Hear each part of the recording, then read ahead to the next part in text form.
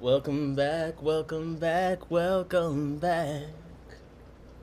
Welcome back. Dun, dun, dun, dun, dun, dun, dun, dun, dun, dun, dun. Welcome back. Hello, beautiful people. Oh, man. Oh, is that time again? You buying fish again? Another auction? Yes. Yes, fish. Yes. Yes, it's another auction. Okay? We're back. Hello? How's it going? My name is in my tanks. Some call me Fish Boy. And tonight, I'm gonna be chill, Saturday evening. You know, in the title, big auction tomorrow, ACM, the super duper plant auction. Uh, lot of lots, man. The lots are piling up. It's getting crazy. So, we're gonna go through some lots. I'm sure we'll get into a few other things, as we go through the night. And of course, we're gonna have to do some auctioneer training exercises because I'm trying to get some reps in as an auctioneer. I'm gonna beg them tomorrow, please let me try because I want to get some practice in. But since I haven't done it before, I'm nervous. So we're gonna find some auctioneer exercises just in case I can meet the moment. We're gonna prepare. All right. Captain's Critter says it was a very short no fish November. Yeah. So I look back at the VODs, and I think there's a little bit of confusion. I never said no fish November. I said mo fish November. Okay, we getting mo fish. All right, it's mo fish November. Let's go. Okay, come on. Really? Listen, I know I talk with a little bit of a different, dialect. You're not from my area or whatever, but no, I'll say in mo fish November. I can't. Please, I just got two different species of fish today. Holy. Come on. Yeah, so I mean the only thing that we're not doing in November is what are we not doing in November? It's going outside, bro. Let's be honest, man. Let's be honest. You see me at the auction, I'm gonna sprint from my car to inside. Okay, I'm gonna sprint because some days it's been cold. It wasn't too bad today, but So here's the thing. And well, let me say hello to some people. Everyone except for Scotty. Hello. What's up, Bob? He's calling me Saint Nick. What's up, Jesse? Hardest working, yes sir. Cam said he's gonna be first next time. No, Steve was first today in the chat. Big Steve. What's up, Chris? Captain, of course. Our modern chief, Jacob. Appreciate you, man. You sent me some really nice messages. I appreciate it. Hope you enjoy the shrimp and pods. What's up, Cheryl? Cheryl, I got some what is it now? Ostagaster Aeneas? Is that what it is? I got some from Dave's Rare Fish. CCA did the anyways, Trinidad. Some wild caught Corys from Trinidad. I thought you appreciate that because you like the Corys. Osteogaster Anea Trinidad. There we go. That's what it is. Anyways, I got a group of 8 of those. So, you said Echo. Echo. Oh. You're right. You're right. My headphones aren't actually connected to my computer, so I didn't even hear. My headphones aren't even on. What's going on? Anyways, I'm pretty sure you said no fish because you were broke. Okay, I'm still... I see what you're saying. Yeah, these things only last so long. Sky says I don't hear echo, but a thumping. Check your door, man. Check your door. JP Jeffries, yo, everyone, what's up, man? How's it going? How's it going? A couple of fish running late from work, so he'll be in here. We'll get through it because here's the thing. It's called the plant auction. Now, how much do I care about plants? Okay, I don't. So, I mean, I do, but like emotionally, the plants are like, whatever. You know what I mean? Plants, it's fine. So, I need to bring someone in that actually knows what's going on with the plant situation. So a couple fish. I don't think I know anyone else that's as nerdy about plants besides maybe Chad. And he's gonna make sure that when we're going through these plants, we don't miss something that's cool, that we don't know is cool, and we don't think something is cool that we don't know is trash. Because I got some tanks to fill up with plants. I'm not gonna lie. Jesse said someone going up and down the stairs. Word? Man, people need to stop going up and down the stairs. That takes a lot of effort. Okay, test. I'm trying to get the chat on the screen because for some reason it's like being weird on me. But, alright. Oh, it's just small. Never mind. There it is. Jacob said, I love me some plants. Yeah, so, you know, tomorrow I think it's going to be pretty decently attended, at least as far as people in the degeneracy fear of the discords I'm in. It seems like I'll see some of you guys tomorrow. What's up, Toonie Loon, by the way? I saw you in the chat. Hope you're doing well. What is this thumping you're talking about, man?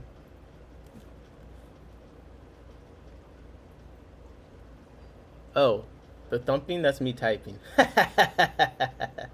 My bad. My bad. That I think that's what that was. Anyways, yeah, there's a lot of lots. I'm putting in a decent amount of stuff. I'm trying to clear some space. And also I got BAP. You know, we got to get some BAP points in. So one of the reasons I'm starting a little bit earlier today is because I gotta catch things. Like, I gotta catch a lot of stuff. So, you know, I'm usually late to these things. I want to try and be a little bit on time. You know what I mean? We'll see. But I'll probably start catching stuff late tonight. You know, then wake up in the morning and finish whatever I got going on. So I'm easily gonna clear over 20 lots. We'll see how much beyond that we go. But that being said, listen, man, it's going to be one of those ones. Let's see how many lots are up right now. How many lots are up right now? Sorry, it's the mega plant auction. My apologies. My apologies. Okay. Cheryl said, congrats on the Wildcat Corys, Nick. Thank you, thank you. I thought that would be pretty interesting.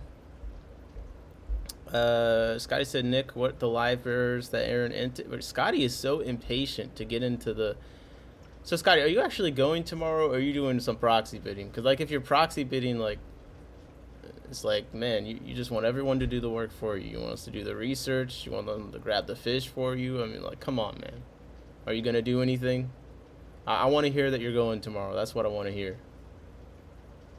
I want to hear you're putting boots on the ground. Okay, boots on the ground. But we'll take a look at the live bearers that you speak of. I'm sure you'll be there. Scotty will be there. Okay, here we go. So as long as you bid it above $10, safe, totally safe, totally safe. So, you know, I think as we go through the lots, that the one thing we're going to be looking at is, okay, what are the cool plants that I don't know are cool? You know what I mean? Like, what are some of these things that I want to learn more about? There's a lot of, like, terrestrial type plants and stuff in there. There's a lot of, you know, things you might use in a terrarium. I'm just starting to get into terrariums, so, you know, I need help getting across the whole entire spectrum. You know, especially, like, there's like a billion stem plants, and I feel like with stem plants, they all start blurring together after a while. Like, you could tell me it's like this is the only, you know, cutting of this stem plant in the entire world, and I'd be like, okay, well, why should I like it? So I'm hoping that Connor can help us out with that. Woo. Poochie said, "In my tank swapped to live chat, not top chat." Oh, you're right. Thank you very much. Thank you very much. All my plants are dirted and planted. Dirted and planted. Wow, all of them. It's dedication. That's absolute dedication. Okay, let's get into this a little bit here. Give me 1 second. Let's see, couple of fish. I'm home, should be good whenever. Oh, wait, let me call him. There we go. Ooh, let's see if he answers the phone. Hey yo, what's up? Oh, wait, uh, we'll just do it here. We'll just do it here for now. If we go, then Scotty's just gonna be in there telling us, "Wait, go look at this one now. Go look at this one now. Go look at this one." It'll be demanding. Oh my gosh. Okay, let me get my screen share functioning real quick. How you doing? How you doing? Killing. I thought you said chilling and killing.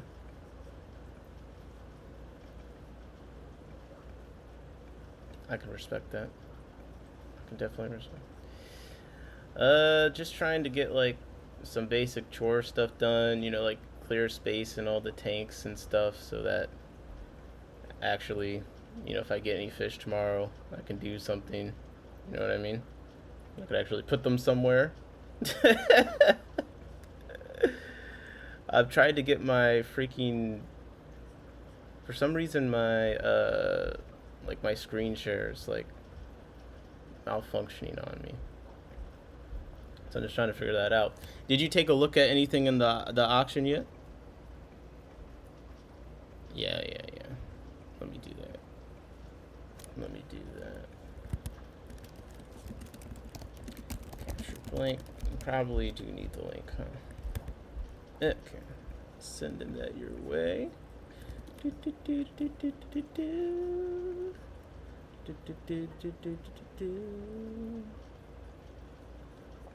Alright. Mac OS. I'm trying to remember what I did last time that my freaking the screen capture thing was like blank. Everything's just blank. I don't know why. But what do you think about like stem plants in general? Like you're going to an auction, like what does it take for a stem plant to catch your attention? Where you're like, yeah, I gotta go on that.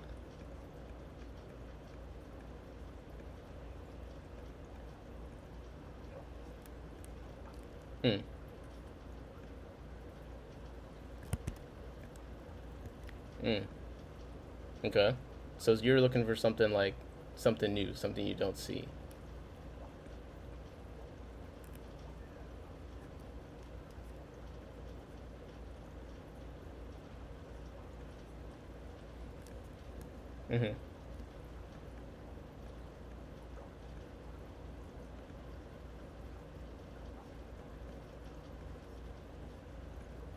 Wow, 100. You've grown 100 species, bro.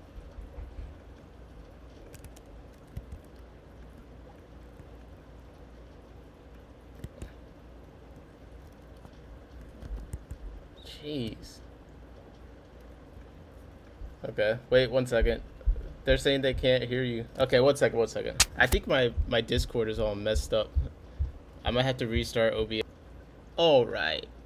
I just restarted the thing real quick. Give me a second. Nick broke it, bro. You guys blame me for everything. This is crazy. Not everything's my fault. You know that, right? Not everything. Sometimes things are my fault, but not everything.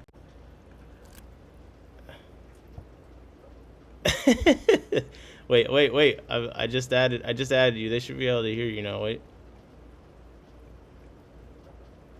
Say something real quick. Let's see if that worked. Bro, this is what I... You said what? You didn't hear it? Really? Okay. I like listening to the stream right now, because then I can hear myself talking to myself, and I'm like, wait, like, is this what I sound like all the time? Just me talking to it? Like, could it be possible I finally just started hallucinating people in the room with me? I'm just saying, like, is this what's finally happened? Alright, let me restart my computer real quick. It's gonna take like 2 seconds. Okay, don't go anywhere. Are you gonna miss it? Alright. We're back. Everything is now working. It's fine. Bro, Scotty, are you for real right now? Yo, Scotty said at this rate I'll be done by shipping home by the time he gets to reviewing the auction. Dog, you know what, bro? You gotta work on your attitude, man. This is crazy. This is crazy. The big plant farms are attempting to silence the knowledge. I can't believe how quickly Scotty turns on you, man. Like, you see, a few minutes ago he was saying, "All right, I'm free. You can stream right now. Do it now." I take 2 seconds to make sure the stream's working. All right, now let me get you on the screen. Hold up. Doing nefarious Scroggle Nut activities on this stream, bro. Bro, you've really expanded your vocabulary recently, man. I've never heard you talk like this before. So just a beautiful word. Have you been hitting the books? Yo, Scotty said I miss you so much, Nick. Oh, he's so full of it. He's so full of it. All right. Scotty, I'm waiting for the post to be approved on the club page. Oh, see, Scotty, you're too busy roasting me. You should be managing your Facebook page. Look at that. Casting stones. And there we go. Look at that. Now we're on the screen. Okay. This is a functioning operation. And you know what? I'm going vertical with this here. I'm going to do it. I'm going to go vertical. We'll do the half us, half the auction page thing. We'll make this look like an organized production. Okay? Hardest working, yes. Hardest working, least malfunctioning fish stream. You feel me? You feel me? Okay, so we got us over here. We got the chat over there. Oh my gosh. What is that? That is Euphorbia green wei. This just needs to be watered. Okay.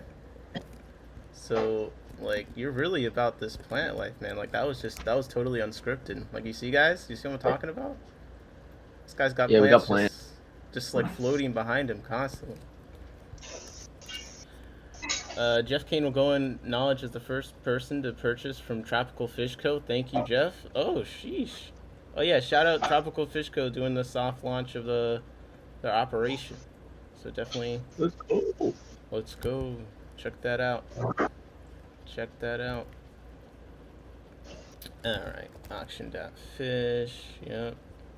There we go. And this is the moment we've all been Scotty's been waiting for, huh? And 3, 2, 1. All right, on the screen, we have the auction site. This means that we're actually getting started here. Wow. Okay, so have you ever been to a mega plant auction before? I've been. The closest thing I can even think of is there was a Equigenera pop-up, but it was all pre-order plants. Okay. So we pre-ordered a bunch of anthuriums and stuff. What is an Equigenera pop-up? What does that mean? Equigenera is an orchid and tropical plant wholesaler that is based out of Costa Rica, I think, and Ecuador, and they do mostly orchids is what they're popular for. Okay. But when houseplants were like really, really popular, right as things were starting to reopen for COVID, they did a bunch of pop-ups around the U.S. They do pop-ups every once in a while still, but they were doing more of them then. I like that. And they actually came all the way up here, so. To Alaska. That's pretty crazy, actually. That's a crazy place to pop up. And you say it like you were saying earlier. There's like 100 car accidents in 1 hour today or something. Not in 1 hour. In a 12-hour period, there was 100 car accidents and like 40 people injured enough to go to the hospital, I think, from accidents from the snowfall that we had. Okay. Wow. Chris says I suck at guessing auction prices. Oh, come on, man. We're all gonna suck at guessing today. Let me tell you.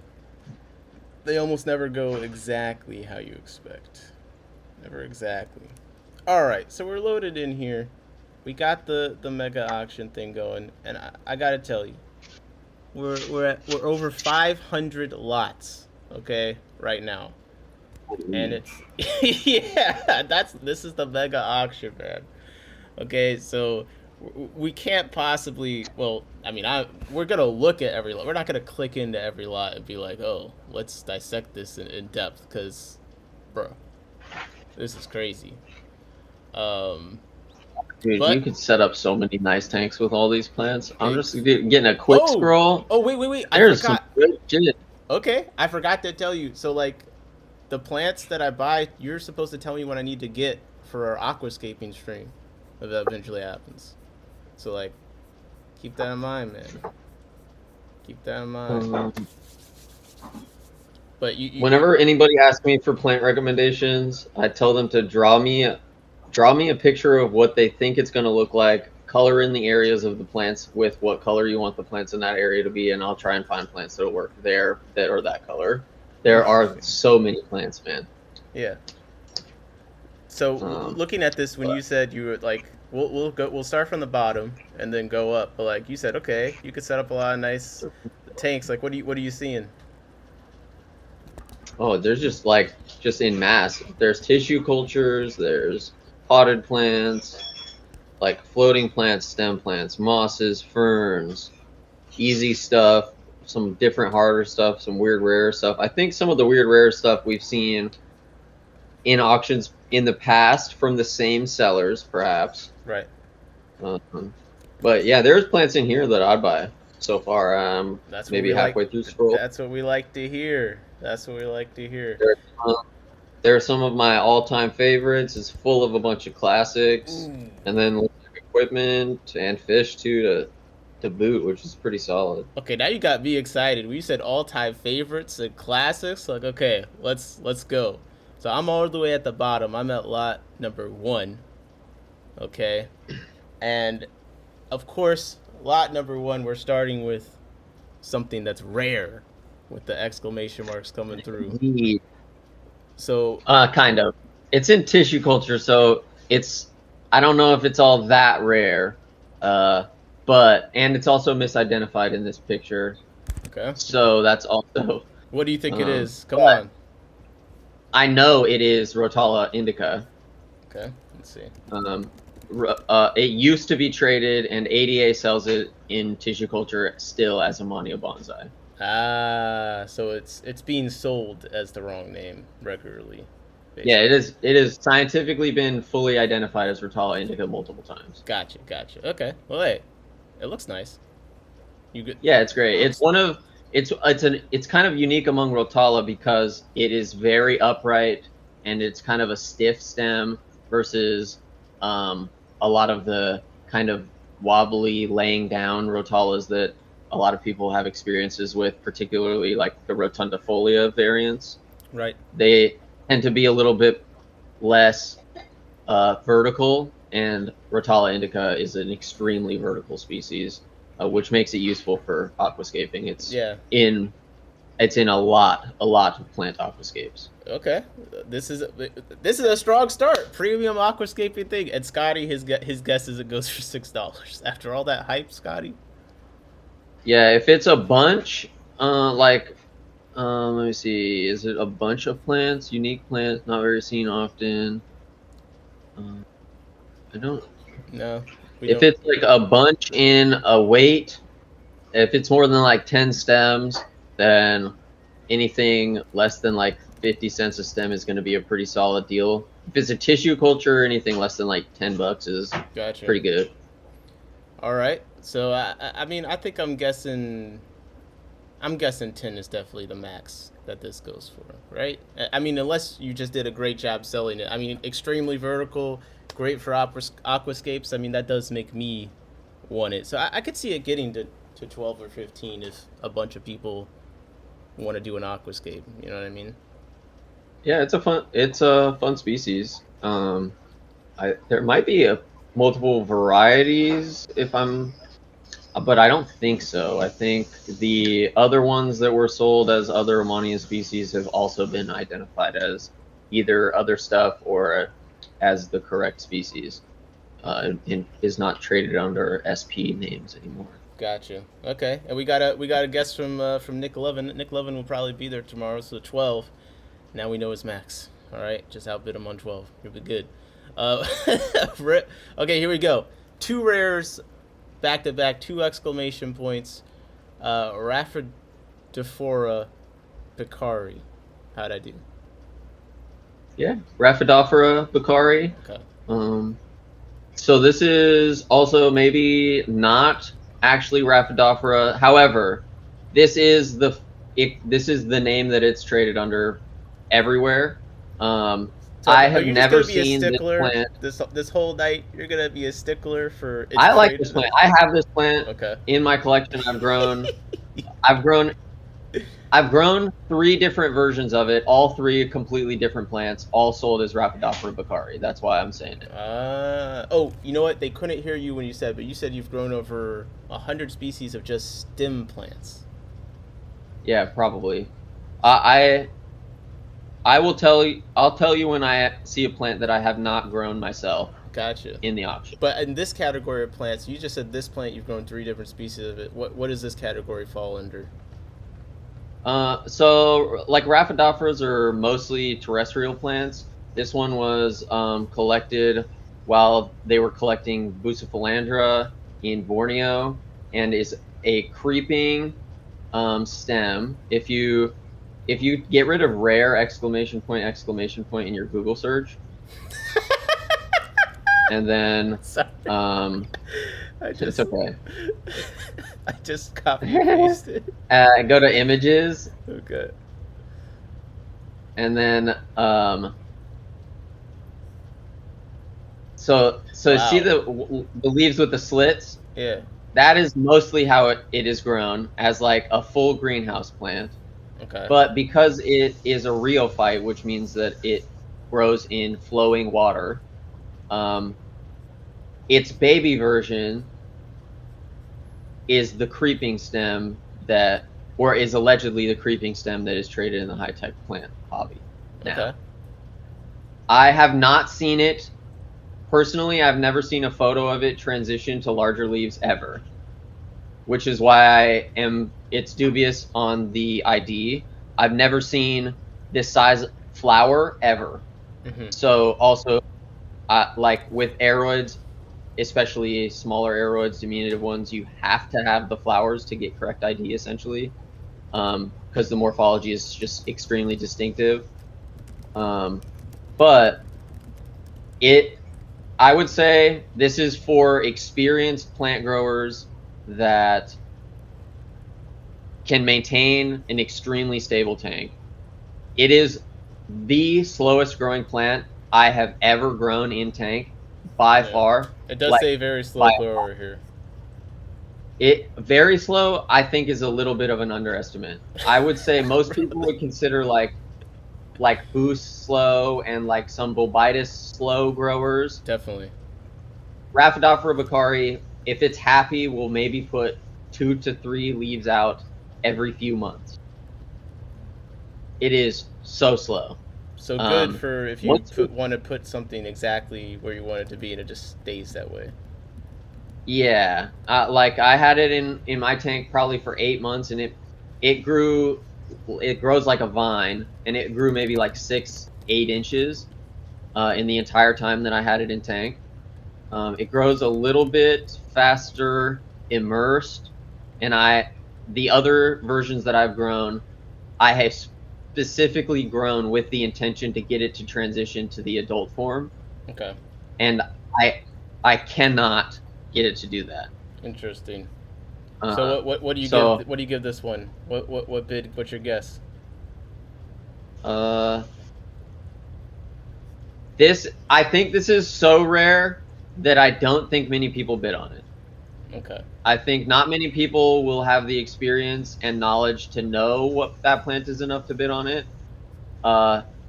So I think that it will probably go for less than it would go if it was sold to the right. So this is the first potential steal of the auction so far. Yeah, this could be a steal. Like depending on how long of did it say how long of a stem section it was? No. Extremely rare plant. Okay. Um,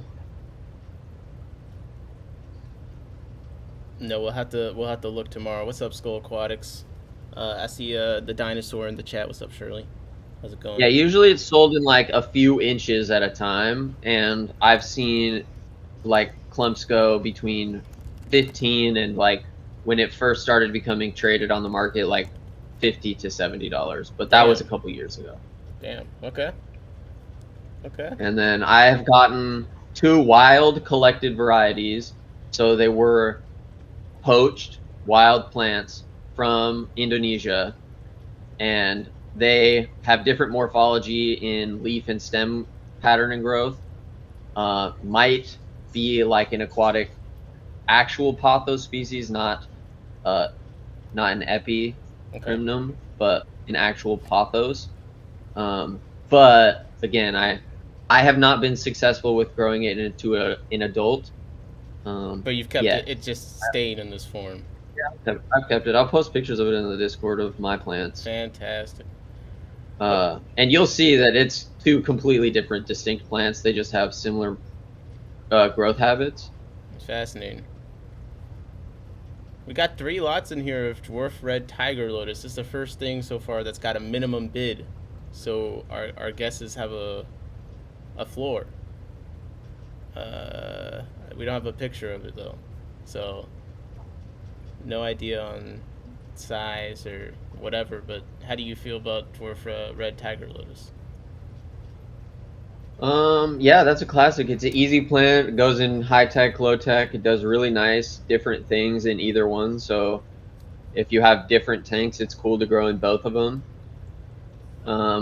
If it's like really happy and established, it'll shoot flowers up to the top like fairly regular. Really? Yeah, I know people who will get it to flower like 2 to 3 times a year. Oh, wow. But their plants are extremely established, like years long in the tank. Okay. With really good trimming, you can keep the beautiful red underwater leaves. Otherwise, if you let it go to the top, the leaves will be green on the top, purple on the bottom. But the surface pads are extremely aesthetically pleasing. It is so pretty to see the way that the stem winds up to the surface. We saw a few lilies in the aquascaping contest that we went through, and every one of those had surface pads, despite not being able to see the top of the surface pad in the photo, just because it's just kind of a whimsical. Yeah. Like, they're cool. Yeah, they're nice, and with really high light, instead of being red, they'll get like nearly black purple. Ooh. Which is cool. Okay, so it's at $7 minimum. You bidding on that? I would probably not bid on that. They grow too fast for my liking.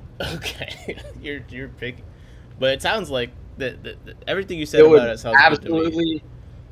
Yeah, if you're looking for a plant to be like a beautiful centerpiece, and if you have a tank larger than, I would say, like 10 gallons, then you could plant other plants around it and they would be fine, but it will completely dominate a smaller tank if you put it in there. Okay. But they're nice. They're super easy, super hardy. I've grown them outdoors. I've grown them indoors. And I don't know, like the birds, the lily pads get big enough and floaty enough that the smaller birds can sit on them and play in the pond outside. That's crazy. And then the underwater leaves can get like, if it's really established, like 6-7 inches across. I've seen. Wow. Okay, we're gonna test your knowledge here. What do you know about this plant? I saw it listed. There isn't a photo. It's a Ligonandra miboldi bleeding heart. Ligonandra is one of my favorite genus of plants of all time. I've grown more varieties than I'd say, except for like 3 or 4 people that I know personally and talk to regularly. I probably have had one of the largest collections of Ligonandra in the U.S. as far as species numbers go. What do you like about it? Not so like much? raw. That's dedication. I don't know. We don't have aeroids really in Alaska, so I really like aeroids in general. They are like kind of swamp plants, so they're easy to grow, and they have the ugliest, most fucked up looking flower of like pretty much any aroid. They look like little rotten pieces of meat. They smell like it to boot. What? I'll try to find a Yeah, if you picture of just this look up flower. "get rid of red," Oh, okay. but they're like they got weird little kind of trumpets. Meboldiai doesn't really have that ugly of a flower. I'd say Meboldiai's flower is the prettiest of all of them. No, go to like the third one, Oh, third okay. photo. Sorry, third photo. Ah, there we go. Oh, I see So what you're saying. yeah, so they're like ugly little fucked up, like I don't know, and they smell like trash and they smell like rotten meat. So you And have then got as many of them as you could.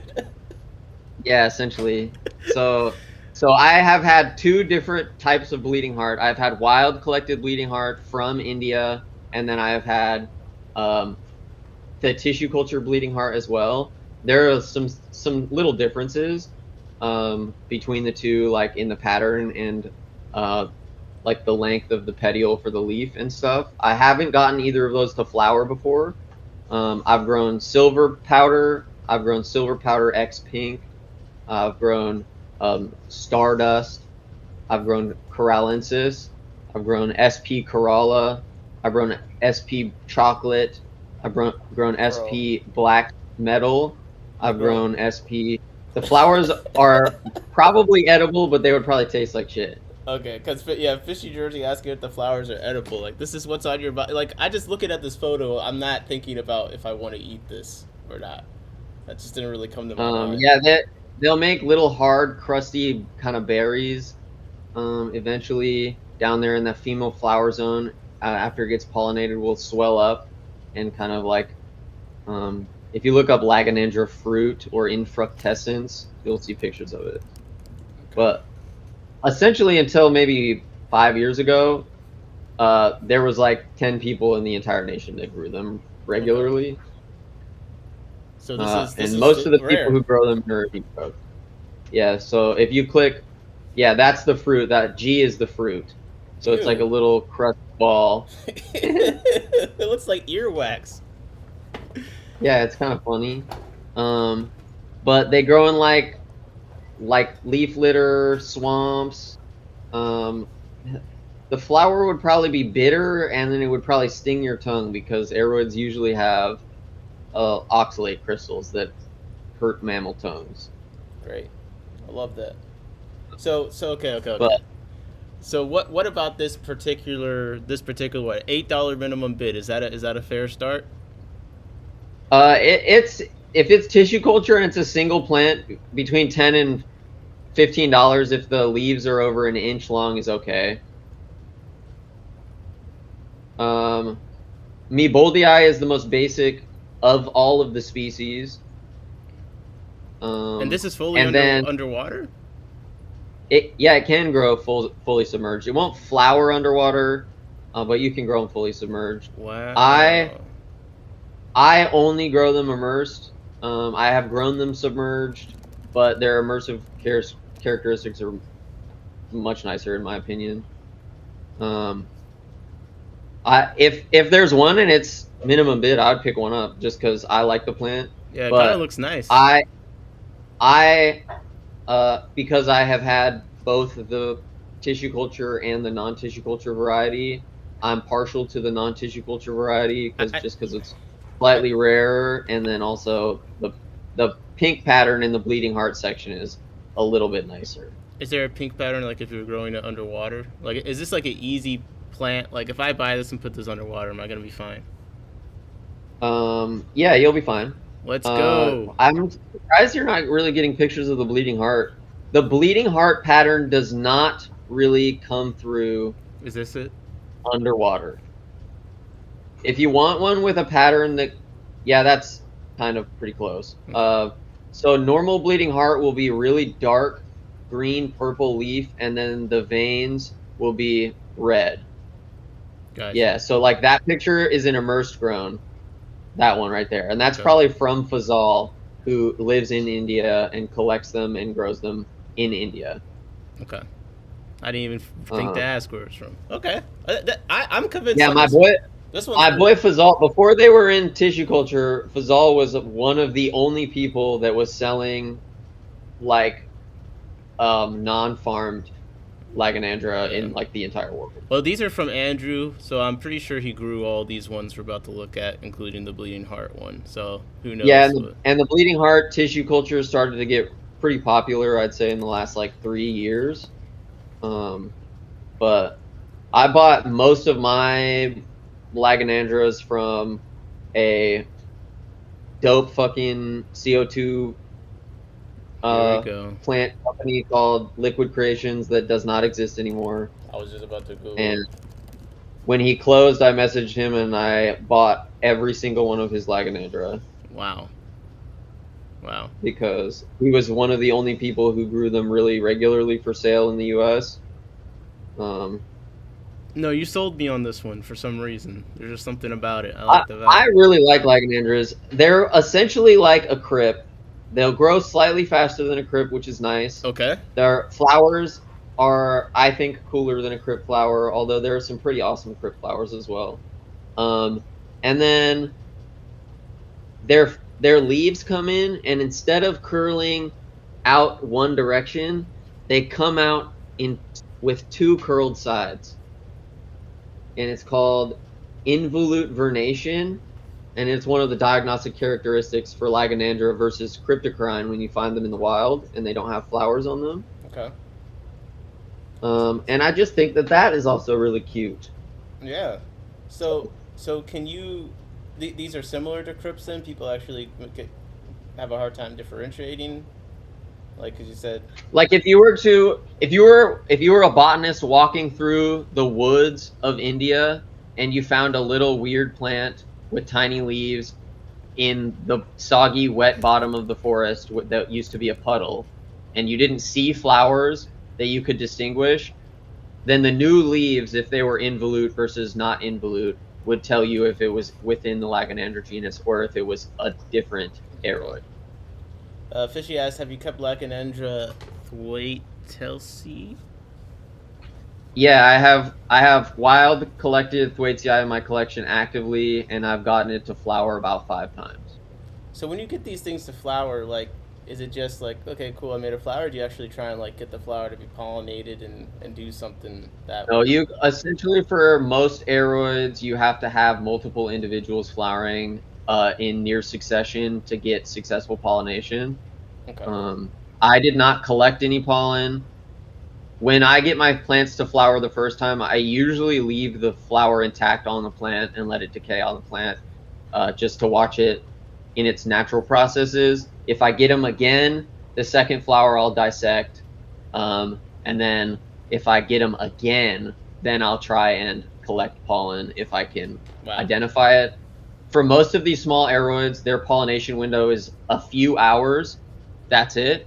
And it's either very early in the day or very late at night because they're relying on usually carrion insects, and carrion insects tend to be more active at dusk and dawn to avoid predation by birds and stuff.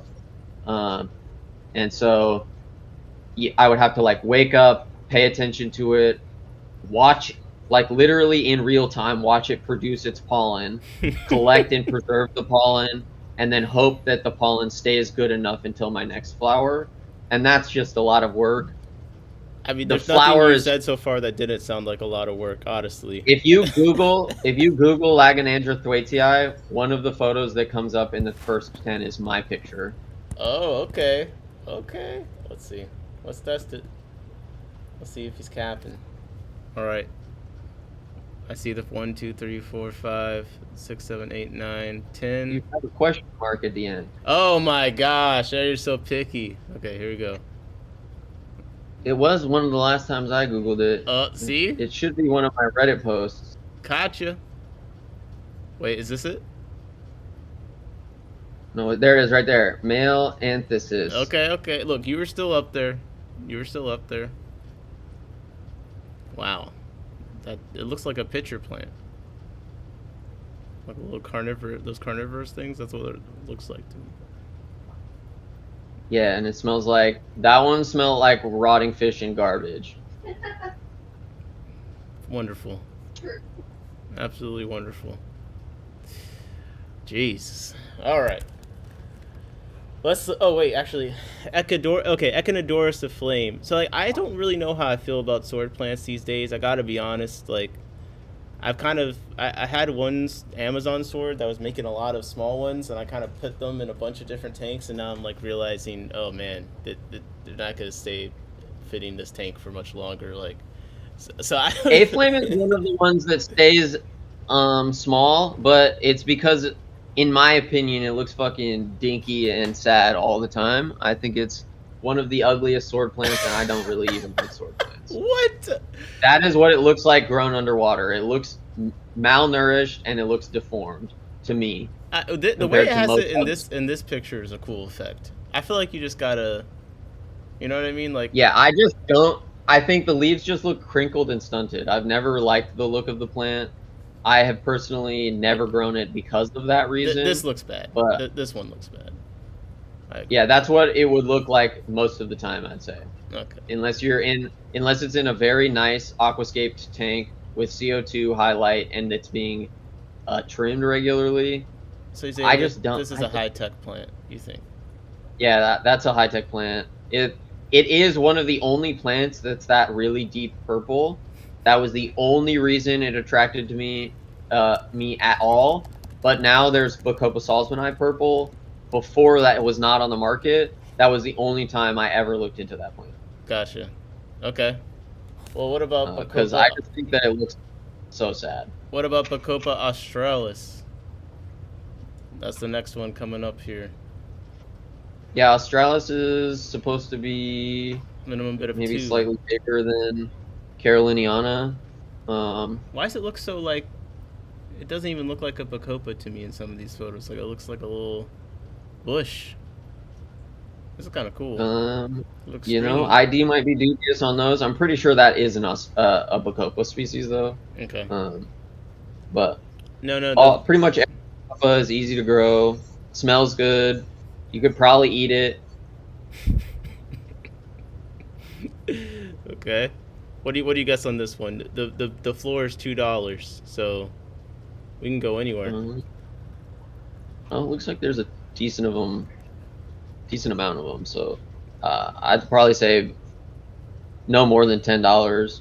Okay, that's actually not too bad. What about this Bacopa Monterey marble? Maniri. Yeah, I've tried the marble, and it didn't do. It kind of lost its variegation in my tank, so I got rid of it pretty quick. It just kind of greened out in my tank. But Monterey is easy. It's fast. It's cute.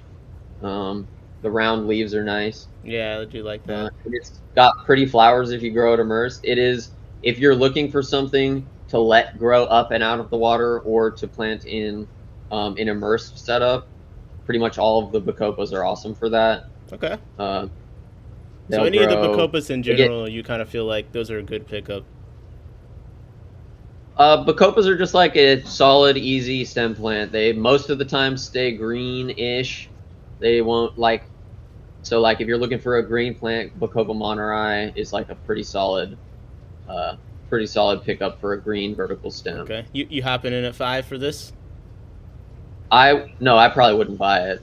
I've grown so much Bacopa. Man. Okay, just pretend that you had it before. If I was going to buy it, I would probably pay no more than $5 for a bunch of it. Okay. What about this thing? Cryptocorn parv. I think that Bacopa could go for 5 to 8. I think it could. We'll have to see Parva how was it my looks. last plant pickup. I bought two pots of it maybe like a month or two ago. Okay, that's a good sign. I paid I think $10 or $12 a pot. That is shipped all the way up here. It is also very, very slow growing. So if you're trying to plant a carpet and you want it to look like a carpet, I would buy a lot of it. Okay, that's good to know. But if you're setting up a tank that's going to be in the same spot for years at a time, then it is probably pretty good. It's like very low maintenance. it spreads itself, but it's not weedy like some of the other crypts are. And like it stays small and cute.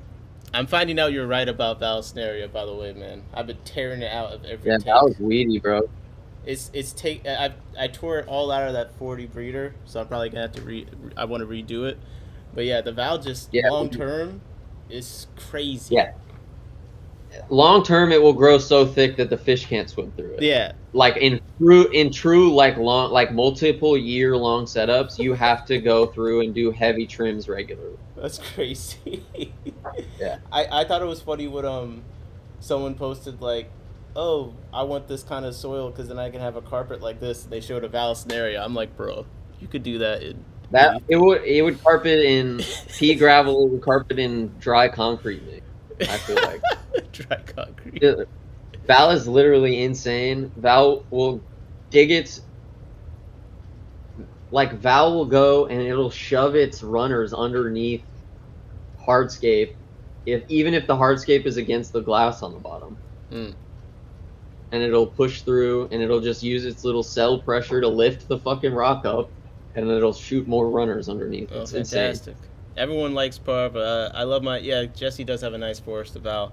I Yeah, love Val is a super good profit plant because it reproduces so fast and pretty much always somebody is looking for it.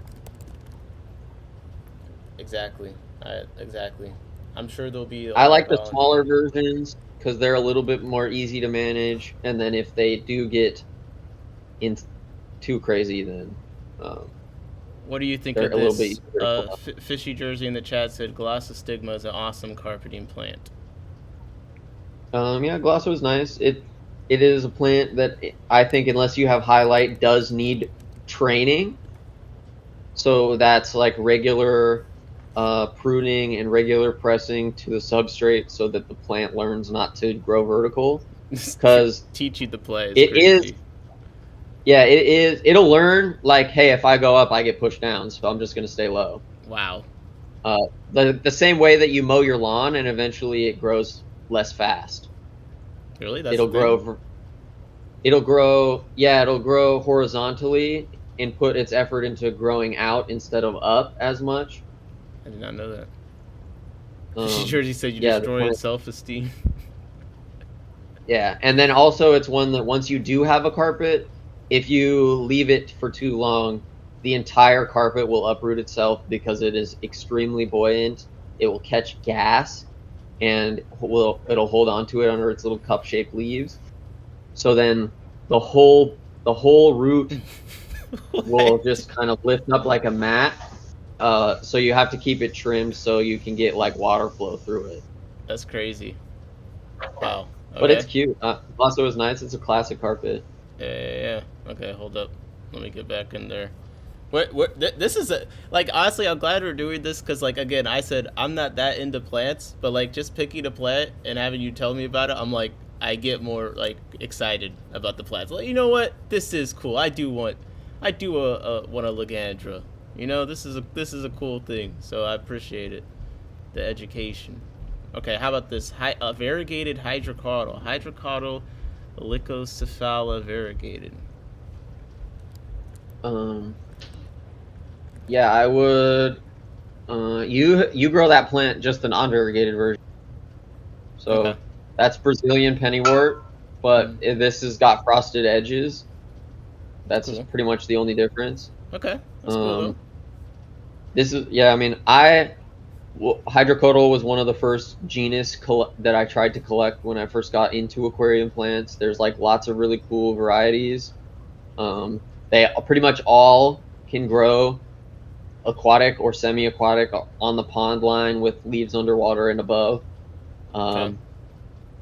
Like Tripartita is a classic, but Lucifolia is kind of a bigger leaf, and then it tends to be a little bit more adventurous to try and go to the top and then hang out as a floater on top, rather than like Tripartita will creep along the bottom. Yeah. I like using and then pennywort obviously as a floater. It's really nice. Yeah, I've grown Verticulata as a floater. It might have been Umbellata. but I don't think I ever got mine to flower. I bought it as verticulata, but Okay. I based on the size, it might have been something different. What do you think this goes for? How Orchard. often do people get the wrong plant? That depends on who they're ordering from and what plant. Because some plants, the sellers will keep the name that most people know it under because it's easier to sell than using the name that got updated in 2022 that nobody knows except for the scientist and the 18 people in the Facebook group who liked the announcement that they got renamed. So like that Amania bonsai, that is like essentially the trade name for the species Rotala indica, right? So if Okay. you look it up, all of the information is the same. Effectively, it's the same plant, but scientifically, if you were to try and find that in a botanical description, that plant doesn't exist. Amania sp bonsai does not exist botanically. Are these the flowers of the hydrocotyl here? These little fuzzy balls? Yeah, exactly. That's a little inflorescence. It's a central stem, and then there's like little flowers coming off, like a little firework kind of explosion of flowers. Okay. And Tuning Loon said ordered some hill streams from Tropical Fish Co. Let's go. We'll have to check out that Let's site at some go. point.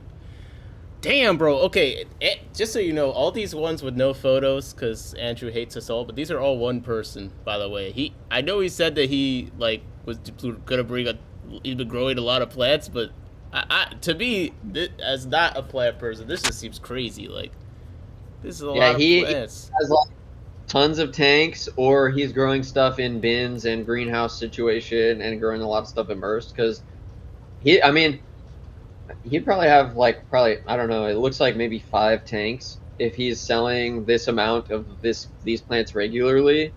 Otherwise, this is maybe like 4 or 5 quarters tanks. Like I had in my 20 long, I had 50 species at my max of plant grown in my 20 long. But I was not producing enough to sell bunches. Right. Well, Zebra Aquatics, that's Andrew in the chat. He says he's setting up the photo box now. Well, what do you think? This one's at a $10 minimum, Bucephalandra variegated. Wait, these are his plants? Yeah, Zebra Aquatics in the chat. These are Oh, his hell yeah, plants. Zebra, you got some. This is probably the best heat I've seen on like a local auction in a long time. I love sure. Andrew's one of the people I love talking at the club meetings the most. He's a fellow plant enthusiast like yourself, but he gets into all sorts of other stuff too. Andrew, are those bleeding hearts? Those are from the tissue culture. Bleeding heart that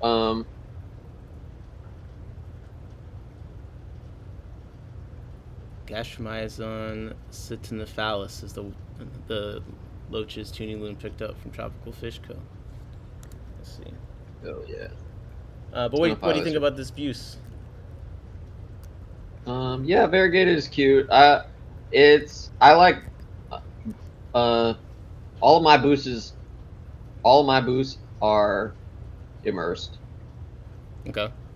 I'm an immersed master race kind of guy though. I like pretty much most of my plants I grow immersed. It's very rarely you get to go underwater, and most of these plants look better, grow faster, grow more vigorously, and actually flower more frequently above water. I have grown variegated boosts in the past. This is one of the ones that is actually sort of stable, which is nice. Okay. What do you mean by that? When variegated boosts were coming onto the market, like in maybe 2019, they were all sport variegations discovered on wild plants. So they almost never survived long term. But this is a tissue culture variety that was derived in tissue culture. So this is a mutation that was developed while they were tissue culturing the mother plant boost. Some of the babies come off with the white due to the formation and use of callus plant material that is essentially like you create a little plant tumor and then you cut that plant tumor up, and then that plant tumor becomes more of the plant that you want. In most cases, it will be an exact clone of the mother plant. In some cases, the genetics can fuck themselves up and result in a chimeric what? A chimeric expression of color. So the boost plants have different layers of pigmentation in their leaves. So where you see white, all 3 layers of that pigmentation is missing. Where you see that minty color, 1 or 2 of the layers is missing, and where it's deep green, it has the color on all 3 layers. Wow. And so this has a genetic deformity causing it essentially to have like plant like vitiligo. Okay. And so it just can't produce pigmentation in certain sections of its body. And you're saying that that's more stable in this one. Like, this is one of the forms of the more stable one, yes. Okay. So like this can grow underwater and in a terrarium, and it will remain variegated for like a while. I've seen stems revert back. I've seen them grow all white. But like in some of these pictures, you can see some of the leaves are all green. Some of them are like half and half. Yeah. So it's like a lottery every time you get a new leaf. Fishy Jersey asked, why is Brownie 11 or whatever it's called so sought after? Brownie Ghost 2011 is sought after because of the color. It has kind of a purple blue sheen that not really many other boosts until more recently collected boosts started getting more popular. Yeah. That other boosts don't have. They like in pictures, people will post pictures and it'll look like it's the same plant.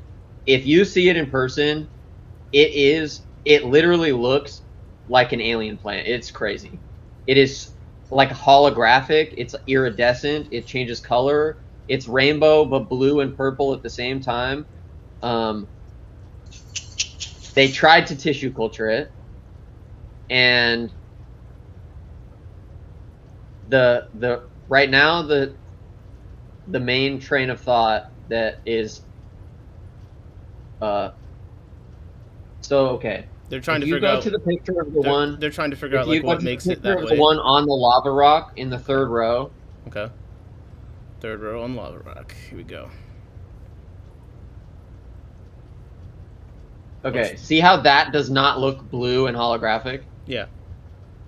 Okay. That may be the exact same plant, but when they put it into tissue culture, for some reason, the sterilization process that got rid of the microbes and the bacteria that grow within the plant's stem and leaves got rid of the purple color. Wow. Okay. So when you grow the plant in tissue culture, it does not exhibit the purple and blue sheen from the clones from the wild collected from 2011 when they went to the Ghost Lake or the Ghost River. Because I was going to say, they went up the Ghost River in person, and it didn't look that crazy. You know what I mean? But yeah. It was tissue culture. Yeah. So number one, Brownie Ghost 2011 is not the same as Brownie. Okay. Brownie is just like a trade name. Brownie Ghost 2011 specifically refers to one collection that happened from one river, and that is the blue one. It is way more popular and way more common now than when I started getting into plants. When I got into plants and aquarium plants, a 1-inch section of this plant with 4 leaves went for $275 on an auction site that I like was a regular customer of. Excuse me? Yeah. Jeez. That's wait, how long ago was that? That was in 2018. That's not even as long ago as I thought you were gonna say. That's man. That basically without the rock, this picture of the lava rock, without the rock, $275. Yeah, but it would be blue like the ones in the other pictures. Right. But just for the amount of plant you're paying that much for. Wow, that's crazy. Yeah, you'd get a 1 or 2 inch section of rhizome, and it would have 5 to 7 leaves. It's usually what the auctions were for. Wow. Okay. Okay. But the reason it's sought after is because no other boost looks like that. Right. You kind of have to get into boost collecting to find anything close. And even then, the leaf shape is different, the crinkle is different, the blues and the purples are different. And it just didn't do well in tissue culture. It didn't show the same characteristics as the mother plant. So then, after the first few months of trying to tissue culture it and selling them, and people being disappointed, they kind of just phased them out and / they renamed it to something else and started selling it under a different grade name. So not 200 and not 275, but what do you give the Bucephandra variegated? What's your guess for this one? Like $10 to $20 would be probably solid if it's got more than like 10 leaves on it. Okay. And I like boost. Yeah, me too. I do want to pick up some boost. Tons of boost. Cause I just don't like Anubius really. The boost, like I connect with the boost. Like when I those tissue cultures, Aaron was telling me I needed to take out, so I do have them in water. But like when I was looking at them, I was like, I like this plant. I like looking at it. It's nice. I don't really feel that way about Anubius. So like I'll be bidding on this boost. So like if I spend $20 on this, like you're gonna be like, good job. I don't know. Depends on how big it is. Okay. It's got 10 plus. Like I trust Andrew, but like it is. This is like a commercially available plant, so like I wouldn't overpay for it. Okay, but this is one that you could see actually like Andrew getting some money for. It's a nice little boost. Nice little boost. Yeah, especially if he like. I don't know if Andrew, if you are typing Andrew, do you sell on Facebook? Because you trying to buy some plants? No, I'm just wondering if I've seen him sell plants before. I would recognize his profile picture. Oh, what about this one? Cryptocorn ponterifolia. Pontidiferfolia or something like that. Yeah. Ponterifolia. Also, I missed the question. Yeah, I'm sorry. I like it. Barbara, I like Crips. Barbara asked if Buse in nature is a marginal plant growing along stream's edge. So that depends on the species. Okay, so some of them. Most of the ones in the hobby are going to be seasonal rheophytes. So in the dry season in Borneo, they will be kind of trickly. And I say dry, it's still extremely humid, but it is not raining. So they have a non-monsoon season and they have like a monsoon season. Okay, sweet. So the boost in the wet season will be fully inundated with water. They'll be under the water. They'll be under the water line, and they'll continue to grow while they're under the water line. Then, as the water line drops, as it goes into the non-monsoon season, it still stays humid. They're still pretty close to any water that would remain, but they will grow on like mossy boulders and on the sides of the stream, completely out of the water, essentially terrestrially for half of the year, and then they'll be fully submerged in torrential water current for the other half of the year. Gotcha. That's how most of the rheophytic boosts live. There are a few species that are found like underwater all the time. There are a few species that are found like essentially in the understory of wet forests and not really in rivers at all. Okay. There are some that grow on straight up waterfalls. Ooh, that's cool. Yeah, I like that. Yeah, I like waterfalls. Cool. I'm sharing my window here so you can actually see it in real time. I forgot to do it. My bad. I got the website open. Okay. Well, just like what I'm looking at specifically, so there's no delay when I post. Yeah, Ponderdififolia is nice. It's got a cute flower if you can get it to flower. It won't flower underwater. It's kind of like green unless you get the Asa Highland variety, but most people don't have that.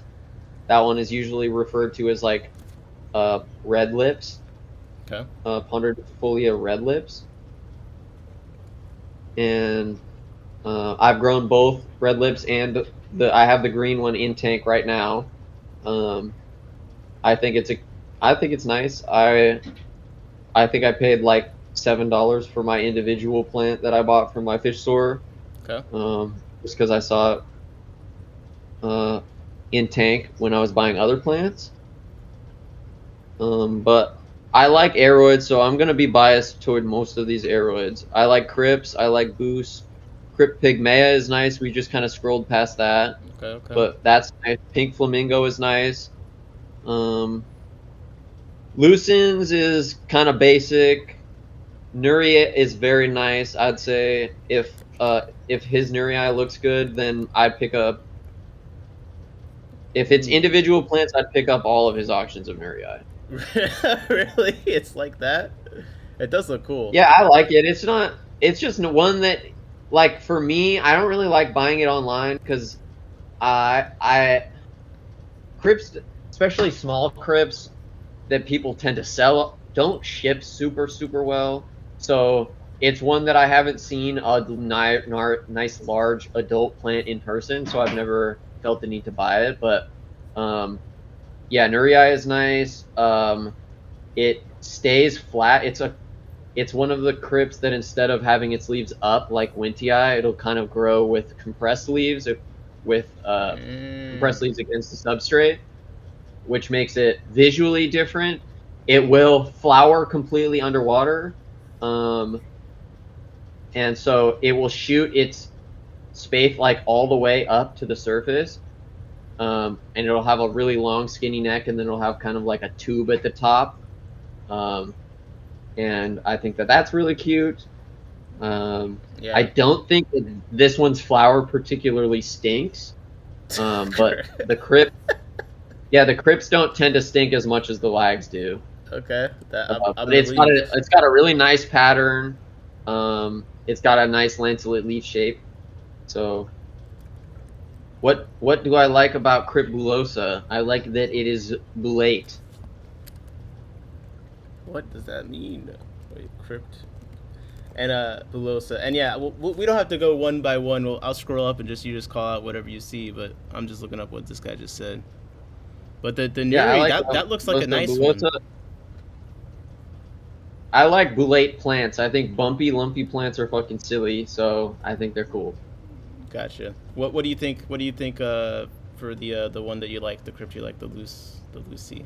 The Nurii? Nurii, sorry, Nurii.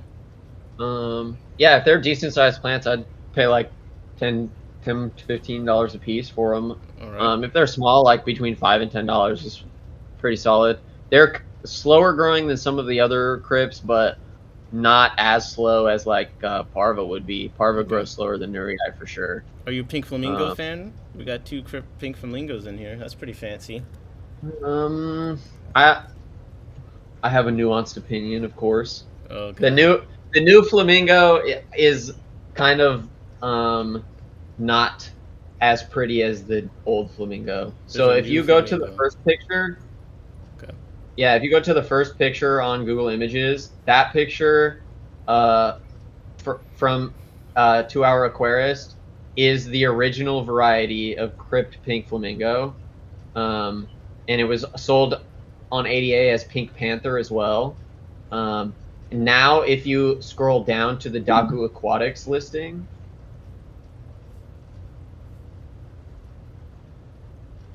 because I know his stock is definitely new. Okay. See, there's one here. Yeah. Okay. See, green mid vein still in that one, and then the pink is like, it's not like dark vivid pink. It's kind of a washed out whiter pink. Okay. Like if you put a red stock in white laundry versus. yeah. I mean, literally, it kind of is like. So what's your nuanced opinion? Because right now you're just throwing shade.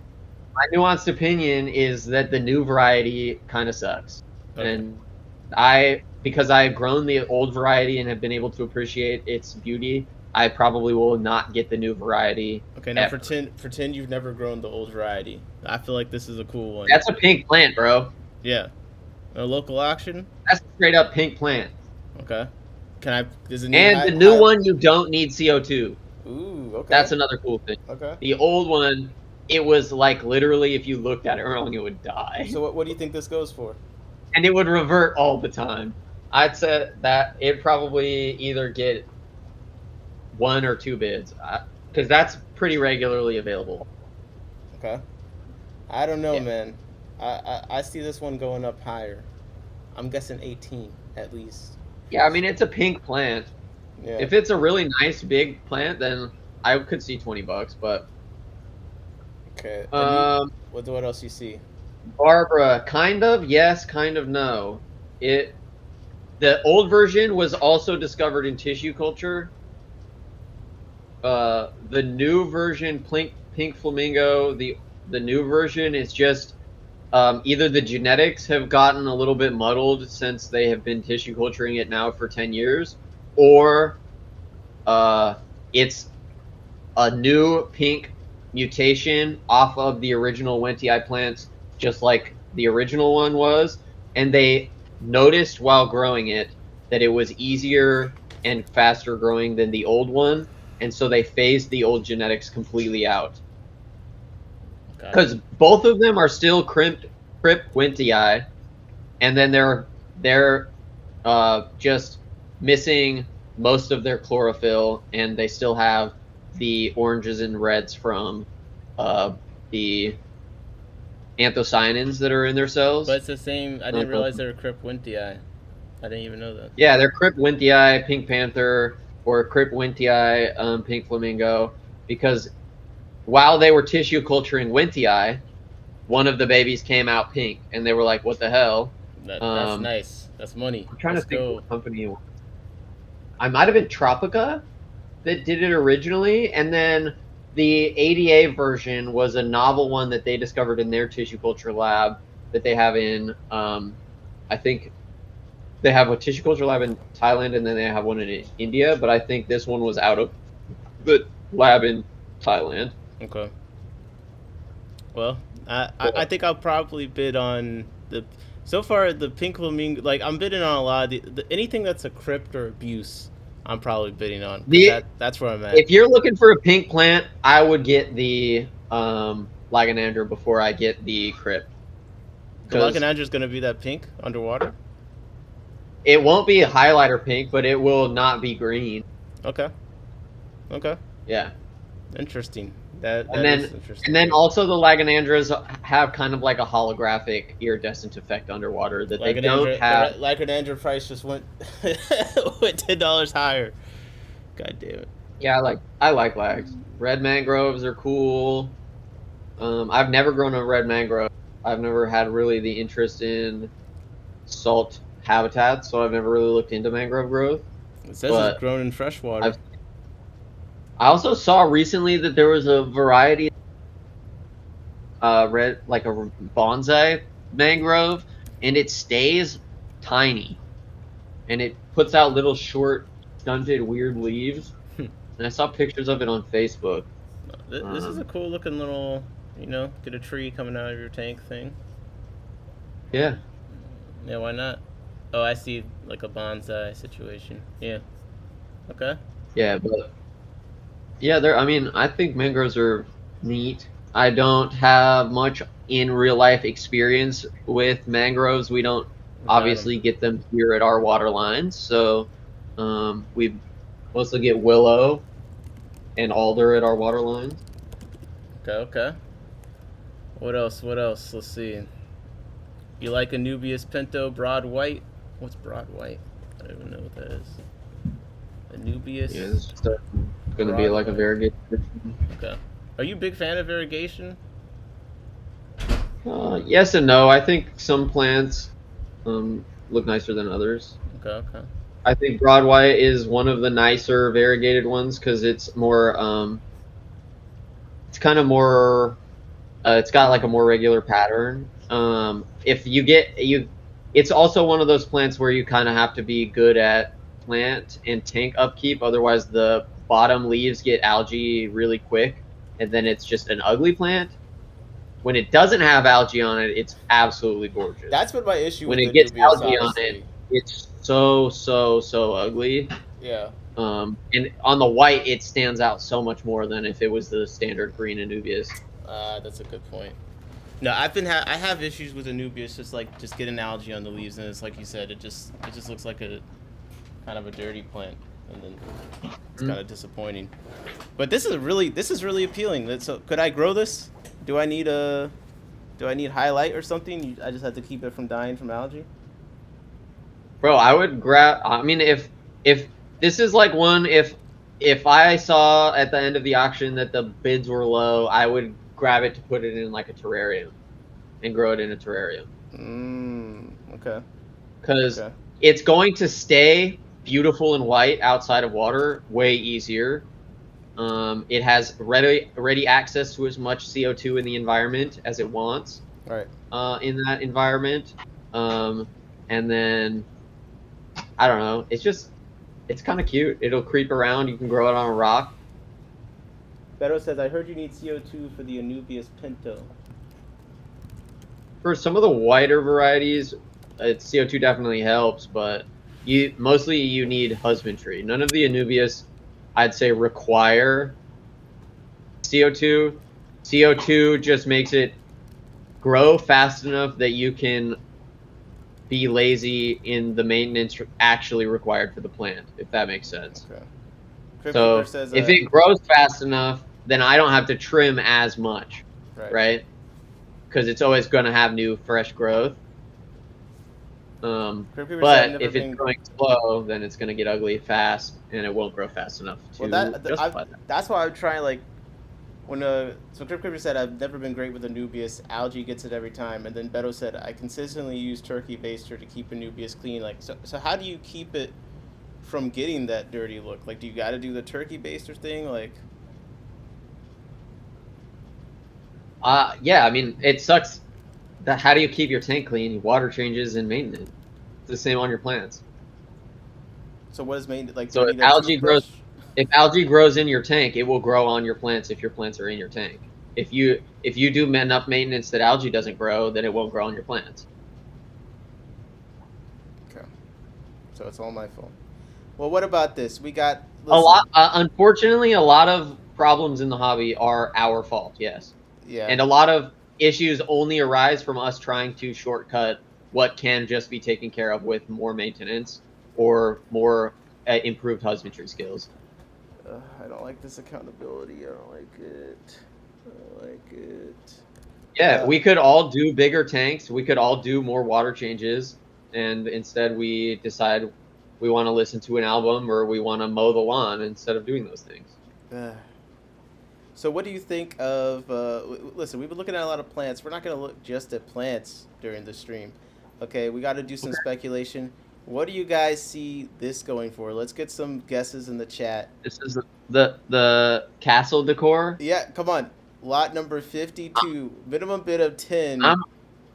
I'm not going to lie, I'm always surprised that these things almost always sell. They do, yeah.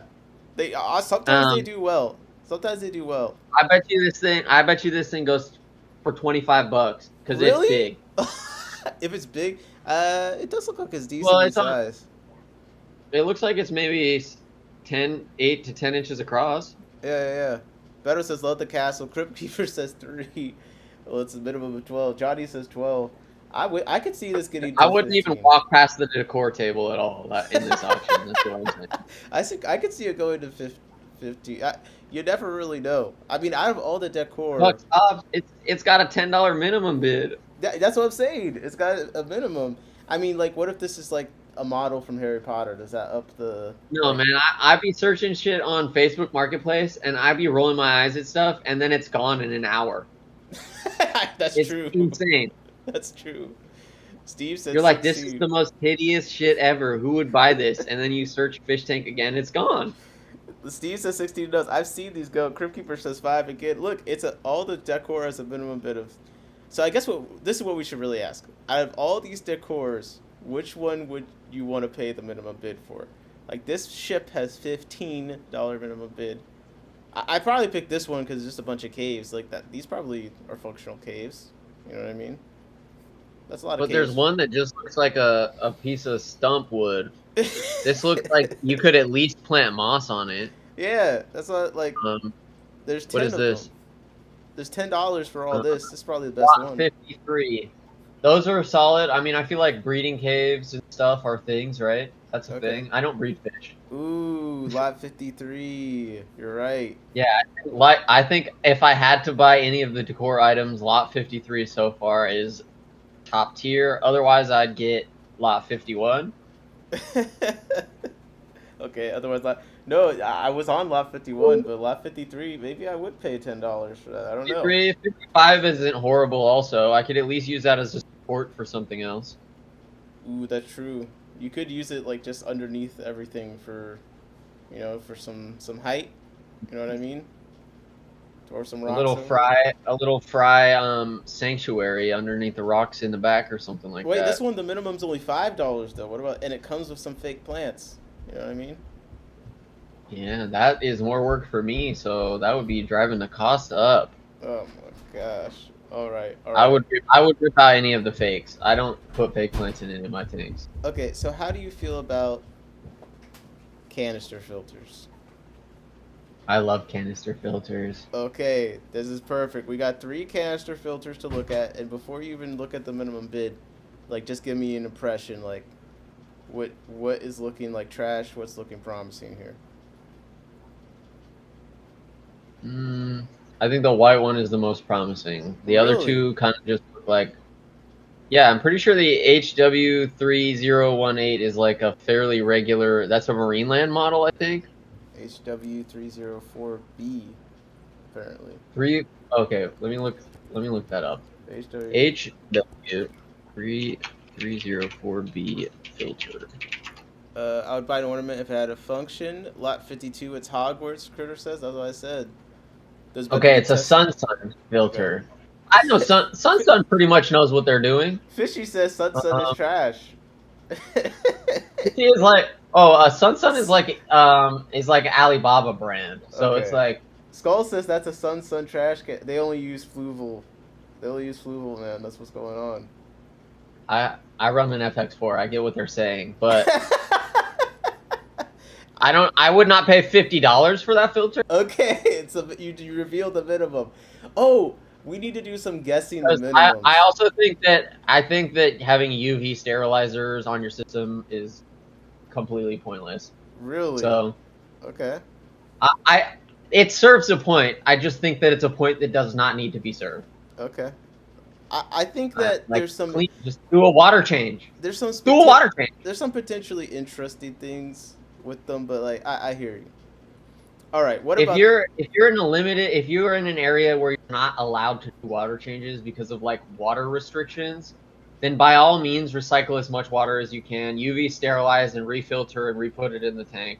Like cool, but like people tend to use UV sterilizers as an excuse not to do more maintenance. So it's like just do the maintenance you were supposed to be doing in the first place, and you wouldn't need the filter I hear to you. sterilize the water. I hear you, but like I just feel like They take so much power to you're not being the sympathetic lamps, enough and to the they're lazy so people. ineffective. Come on, bro. Let us lazy people. We deserve to keep fish too. It's like most things need to be exposed for like multiple seconds at a time, and that's like through the air. And so like the water transfer of UV to the microbes isn't super good. Okay. Um, Well, what about this so this coup spider aquarium yeah, I thought experimental? spider for a second.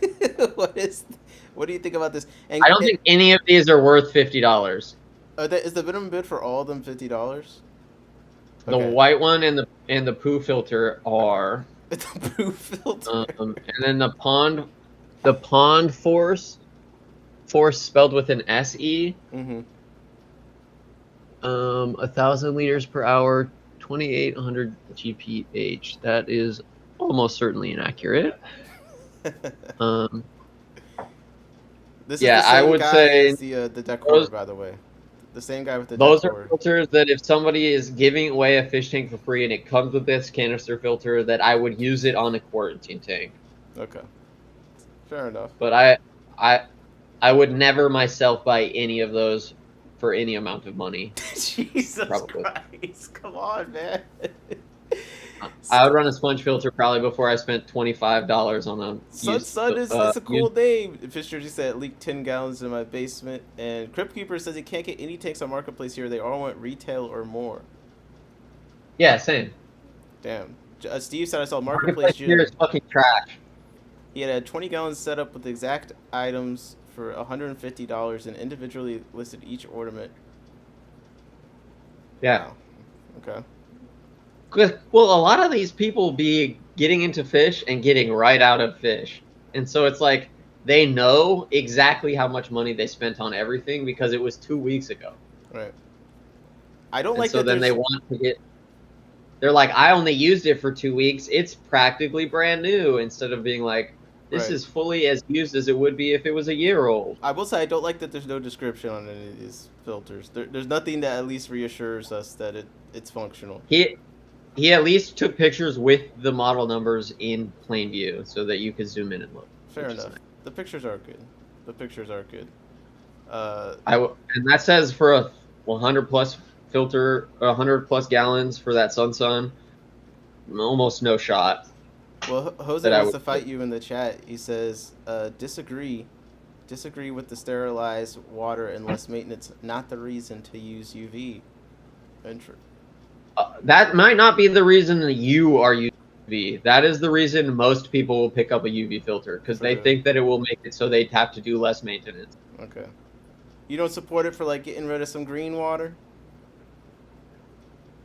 I mean, you could just filter it out with finer filters, and you can get rid of it with water changes. Oh my gosh. Okay. All right, here we go. This is finally we get to a fish. All right, Fundula Panchex Crescency.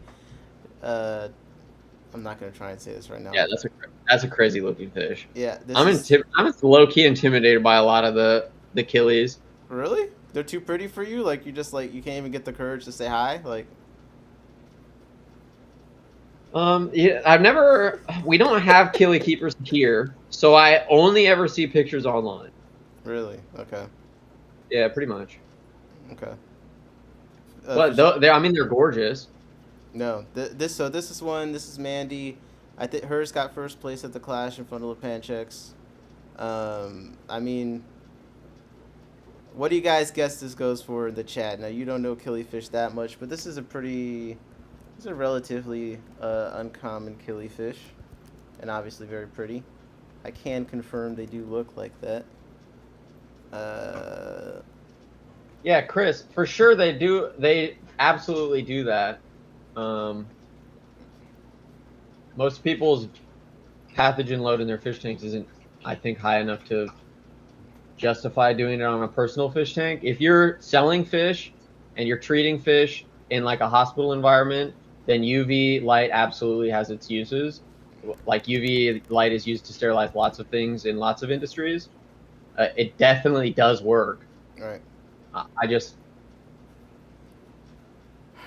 Man, so this one is hard because, well, ACM does have a good amount of killifish people, so I could see this depending on this. This is 2 months old, so it's a Fundula Panchex. I feel like Fundula Panchex grow at a pretty decent rate. Let me see how big they supposedly get. There's 4 of them.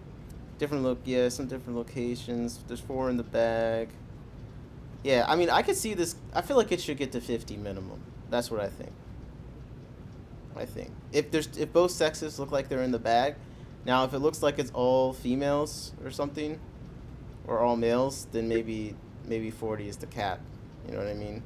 Because a lot of these killifishes have been traded for a long time, right? A lot of them have. So would a group of these 4 have gone for a similar price 10 years ago if we have like inflated for inflation and stuff like that? Or was there a time where killifish were like cheap trash fish and you could get a group of these? No, genuinely, because no, if they have there's several killifish that did used to be a lot more available. I can say that. There's less. There's less. Okay. Like a lot of the killifish guys complain about how at the shows there's like a lot less fish. There's a lot less breeders. A lot of, people say the killifish are like the oldest fish keepers. Like there's not many young killifish keepers. Is kind of what people say. So yeah, there's a lot of there's a lot of that where there's less people maintaining different lines.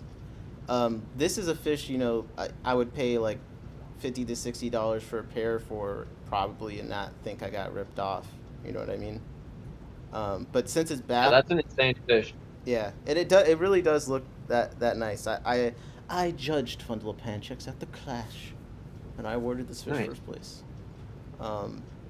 So I say at From least. your line? What is that?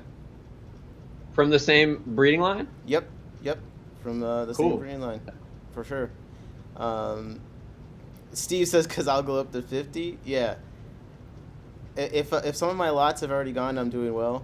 Now, Chris says Fundalupanchix is the best genus on planet Earth. I'm Team Aphyosymbion. I'm sorry. Not sorry. Let's see. Chris said I'd pay $60 for that group and be super happy. Okay. Scotty said killy cheap trash fish. Did he just say that?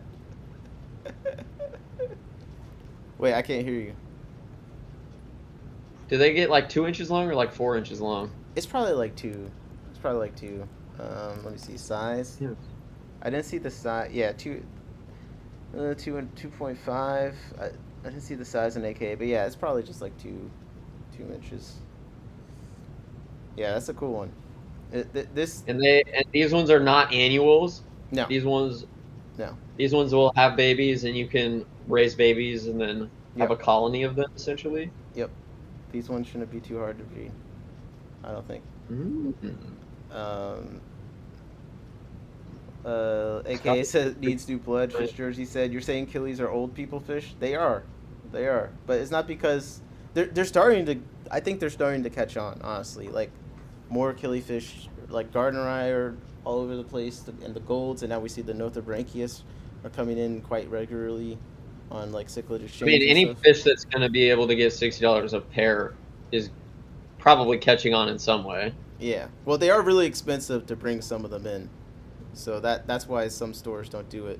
Like because like only Europeans are growing them. Yep. Pretty much. Ah, interesting. So like if you go on Aquavid, like you'll wish, or just a lot of places, you'll wish you're in Europe because they have way better killifish availability than we do. Way better. Like buying eggs and everything. So yeah. So you got to bring them, a lot of them in from Europe, especially like the nice ones. So they do tend to be. So yeah, if this went to 40, if this has both sexes in it, especially if it's like 2 pairs somehow, then $60 easy. I mean, I think the thing with auctions, some stuff can only get so high, even if it's actually worth it. So like, I don't see it going that much higher like than 60 unless there's an old, unless there's someone that's like been looking for this. I could see 2 people really wanting this and it going to like 80. You know what I mean?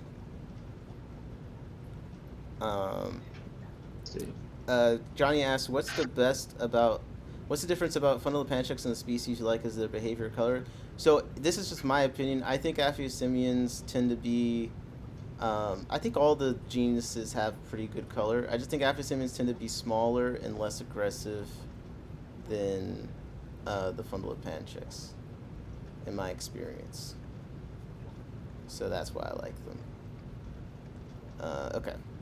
Let's get that. That's a good one, man. That's a good one. That'll be a fun bidding time, I think. ACM is one of the few clubs where like killifish do semi-regularly get some appreciation. Well, I say that I've seen them go stupidly low here too, but like there's killie people that do show up. Okay, when I first explained killifish to Don, I said it's a cult of old grumpy dudes. Steve said, "Yep." Barbara said, I had never had a Philly fish. I don't know why, except I suspect it's a rabbit hole that'll suck you in 100,000%. Once you get into killifish, if you're a collector, it's the ultimate. It's the absolute ultimate. The absolute ultimate. Okay, Scotty, you have to climb into my current rabbit hole first. That's funny. Okay. And my tanks is brainwash you, right? How am I brainwash you, man? Killifish are just cool. Listen, we'll de-brainwash you. Let's de-influence you and not even talk about killies. I feel like you do aquascaping, you do nanofish stuff. I feel like you'll be all the way in. What do you think the price for this will go for? Dwarf Emerald Rasboras proven pair. What do you think? I think I paid like $4.99 a piece for mine. But were they a proven pair? No, but I don't know. It's two fish. No, it's a proven pair. Come on. And $15. 15? Okay. Yeah, I could see 15. I liked my little colony. They're awesome. Some of my favorite videos I've ever taken in my fish tank were them, like a little group of them dancing over some rocks. Yeah. Okay. Scotty says It was 14. like they were one of my first like real fish pickups. Okay, see? So you got to give the proven pair a bit more value. Like you're a breeder. You know, this is the fish that stores bring in only so when the CPDs sell out, they have a fish that they can sell the person that comes in for CPDs. This is like we have CPDs at home. When I was getting into them, CPDs were kind of getting so hyped out on YouTube. Like everybody, Rachel O'Leary, Flip Aquatics, Aquarium Co-op, all of those people have made species spotlights about CPDs, and yet offhandedly mentioned dwarf emeralds, like in their videos, or I think maybe Rachel O'Leary had an actual full spotlight on it, but yeah. like I just think the stripes are cute. They're little cute guys. Come on, you have to. We have CPDs at home, man. Though you gotta admit, come on. I don't know. I chose them over CPDs, No. but it was because CPDs were more hype. Okay. So I was like, I'll take the less hype cousin. But if you had a proven pair of CPDs versus a proven pair of dwarf emerald rasboras, which one are you going for? I don't know. Probably the dwarf rasboras. Okay. Because I think they're cute. I see Johnny guessed $2 for these. I could see them going for $12. Yeah, I could see maybe $1 premium on the fish or on each of them for being a proven pair. You get it a fish. $11. You know the fish. They know what they're doing. They're experienced. Yeah, Okay. my colony, I'm pretty sure made babies, but I had other fish in the tank that almost certainly were eating. Right. All right, we got another killifish. A volcanum shoots the. Yeah, fucking crazy looking fish, bro. Yeah. This is gonna be another one. These are cool. I'm kind of into. And this one is a French fish. No, just a lot of the killifish names are like French. Oh, that's from a waterfall. And things because like of that. colonization. Yeah. I see. A lot of the killifish names are like that, and that's also what they have more. So here's the that one's a specific location, but. Oh, okay, ecom may not be, but shoots the ecom. Why don't I just ecom waterfalls? So the thing about these, I usually like killies. I like things that have subtle beauty, but killies, I do like when they have a bit more color in the body, and don't rely so much on, a little bit of that reflection. You know what I mean? Well, I mean the fins are super nice. I mean it's a pretty fish, but. Oh, like you're saying, like instead of being color scaled, he's mirror scale more? It's just like this to me looks like. I'm not saying it's washed out because it's clearly colorful, but I don't know the color of it doesn't have the same impact as like the other one we just looked at. You know what I mean? Yeah, I agree. Like the flashes of blue in the scales on the other one. I really like blue and red on killifish, but it's definitely a dope fish. I see this really great shaped fins too. Compared to the other ones, its finnage is much more magnificent in its shape and size. Like the Fundulopanchex fins are a little bit more understated in flare. Yeah. They don't have like the kind of lacy edges as much in the. So I would say like the problem with pricing killies is it's kind of like a lot of it's where it's sold. Aquabid, sometimes you'll see a killifish pair go for like Fundulopanchex emieti is one that is so funny to watch. because there's a guy, Maurice, that lists these pretty regularly, same time of the year. And you'll see one auction, this fish will go for, $40, $50 a pair, but then you'll see an auction where they go for 120 a pair. So like it really just depends if the right people are looking for it at the right time. I say that this has probably got a floor of $30 to $40. Like I'd say it should get there easily. This because it's a pair too. Um, and it's a unique fish, probably not around all the time. We should do an in my tanks West Africa West Africa collecting trip.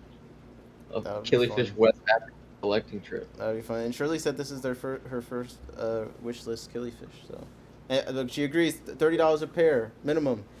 Fishy jerseys that says that photo looks very satirized. It's not that bad.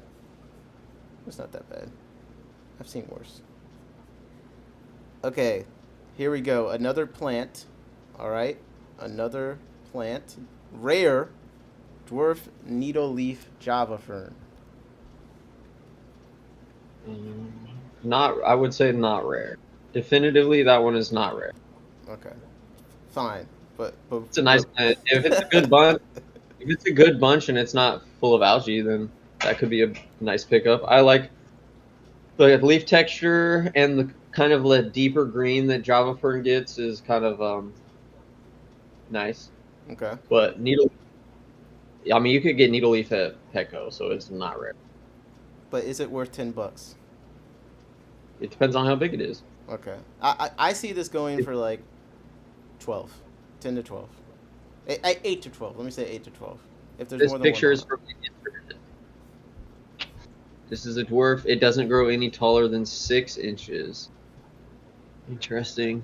Yeah, I don't know. I mean, if it's like a hefty amount of it, then I might pay $10 for it. But I probably wouldn't pick up any Java fern really for more than $10. Gotcha. I'd probably spend about square. I'd probably buy a fish for $10. Okay, we got I'd probably buy those Emerald Dwarf Rasbora proven pairs. Yeah, you saved the money for the proven pair. Yeah, exactly. So this is an interesting fish because Afro-Siberian Bitterton Funge, famously, like this is like the Dan's fish logo. Although since I've been into killifish more, I'm not sure what the hell this is a photo of because this first one is like this is definitely not Afro-Siberian Bitterton Funge. I don't know what that fish looks dope, but I don't know what the hell that fish is. But the video unlisted. I guess so. But this is like a relatively common killifish. Really nice. People really look at. It's kind of like the volcanum where it's got the fins. I have this killifish. I've kept it for almost 2 years now. They're nice. You can community tanks. They community breed really well, so you can throw them in a planted tank and get babies pretty regularly. Are these like are these collected from Clearwater areas or Blackwater areas? I mean, Do you know? I don't know. Like, what's Funge? I think is. I mean, Chris is in the chat. But I think it's like rainforest, bush, swampy, like that kind of stuff. Like rain puddles at the bottom, like I think ephemeral pools. I think it could Rainforest? vary, but let me. I'm looking on What's for Clearwater? habitat. Brooks and small streams, some being brackish. They've been collected in well-shaded ponds, which are rich in vegetation and animal life. It's say they're found in streams flowing over calcium-bearing soils. Interesting. This is one reference. But this is a cool one. It's not a hard fish. It's pretty. They got the crazy fins where they show off to each other. I haven't done really any research on trying to find wild videos of any really killifish that I could think of. There's not any West African hill species that I can think of off the top. This one kind of looks like the dance fish photo. They collect shrimp. They collect shrimp in that bamboo shrimp in those rivers, though, right? And eels, weird eels. Bamboo shrimp, yeah. But no, this one I'd say depending on who's there, it could be 30. If it's kind of like not a lot of interest, it could be lower. I've seen them go like to 50 Yeah. before. Johnny Best said, "Would Aphysemian chase adult shrimps or will they ignore them?" It depends on the fish, species, and individual. Um, I've had smaller Aphysemians like Aphysemian Georgiae be more annoying. This is my favorite killifish to keep with shrimp. I mean, I keep a lot of killifish with shrimp, but Aphysemian gabaguins. This is my favorite fish to keep with shrimp. I just find them to be not that aggressive, and they stay pretty small, and they're super pretty. This is in my top 5 favorite killifish. I think it's the first killifish that I bred. Um, Aphysemian gabaguins. Very pretty. Hopefully I'll have some to BAP in December. Okay, we got some terrestrial isopods in here. $15 minimum bid. Rubber ducky isopods. Cuberis SP. You know anything about terrestrial isopods? No, Brooke. If we were at a plant and fish auction and there were 6 rubber ducky isopods, what's the maximum price you would be like, I'll take these home and set up a bin for them? For 6 of them. 6 of them. Yeah.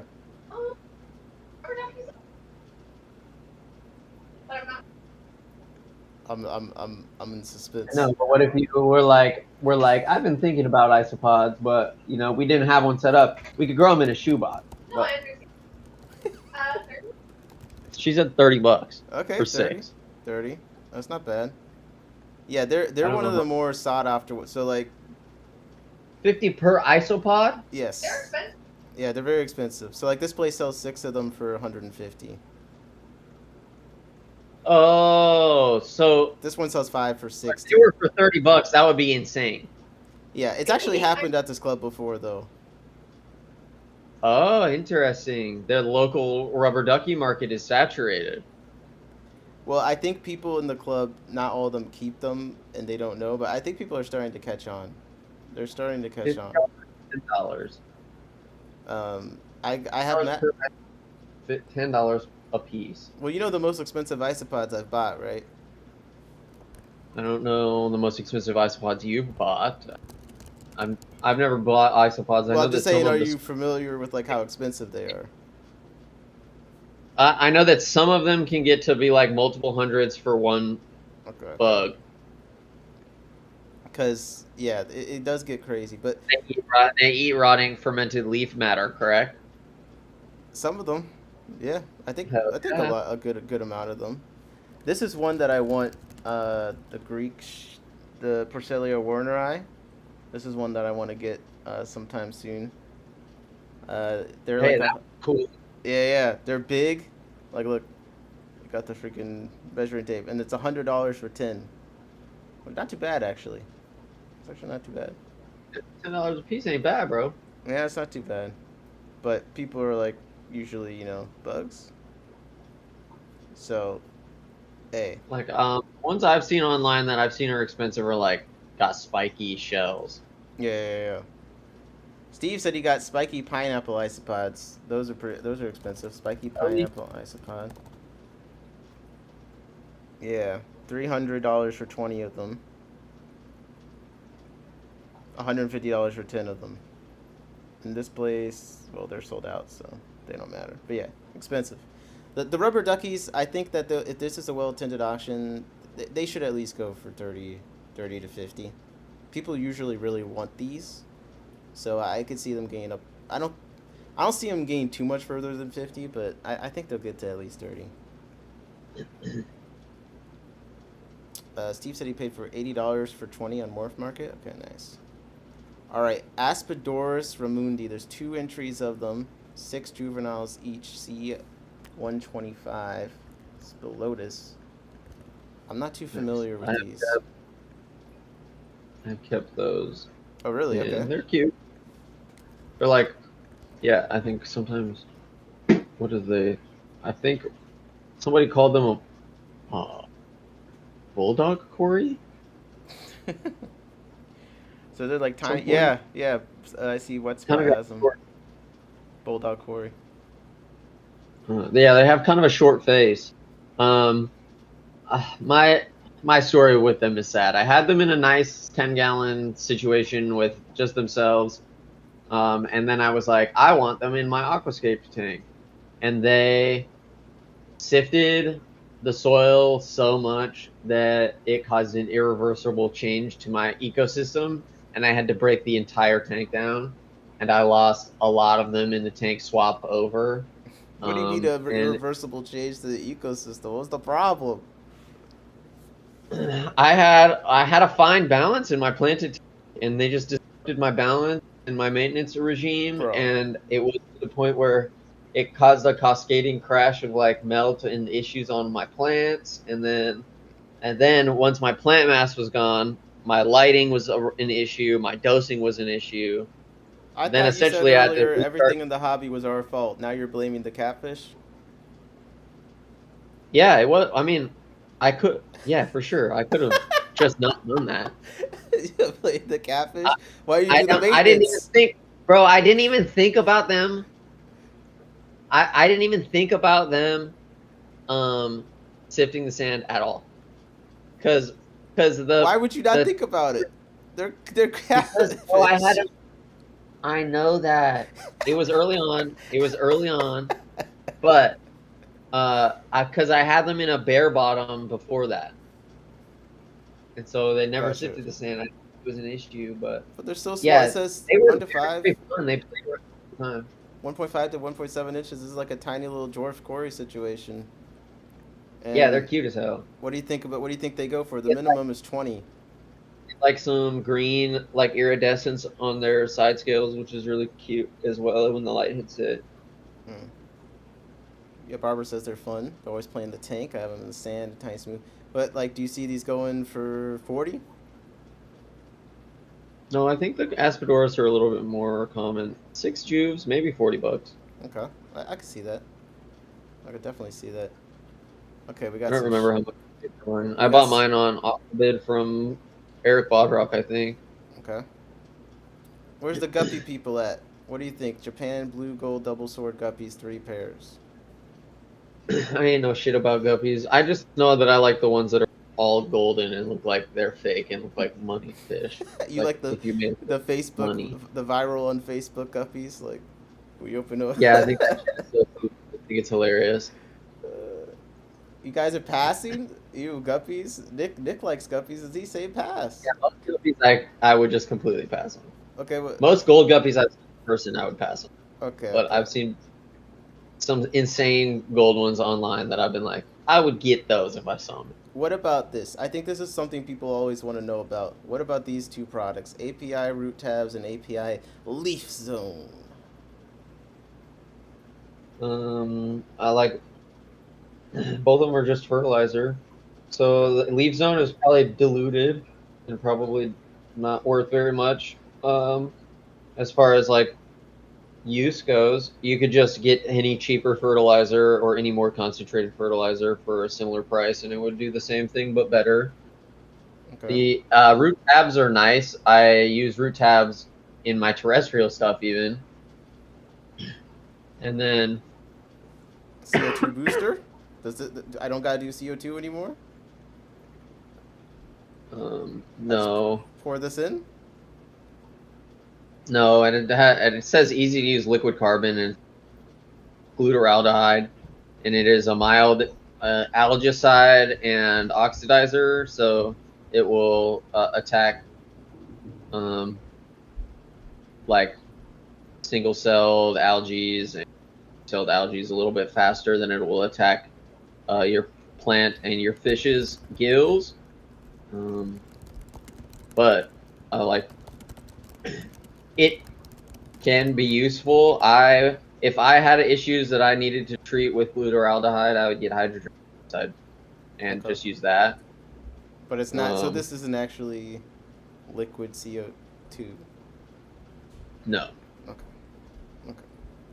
No. Alright. So the way that it would work as a booster is essentially if there's not an issue with algae because you're using a mild algicide regularly, then your plants have more access to the CO2 that's in the environment. It's not being used by the algae, and it's not being blocked from use by algae that may be like interrupting the uptake Gotcha. of the CO2.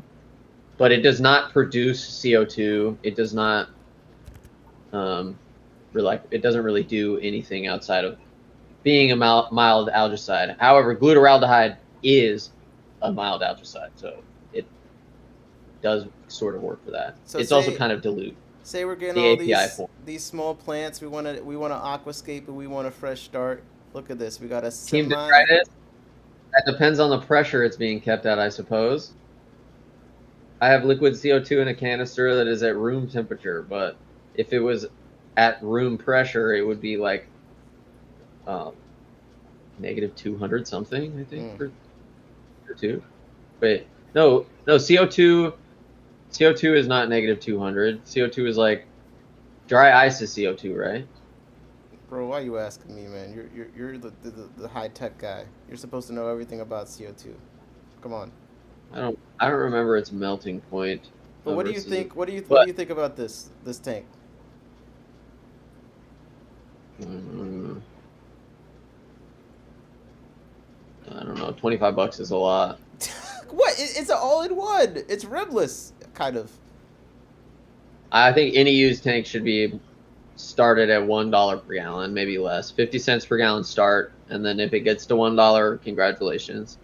Okay, so like, you don't think it could get to 25 if it started at 2?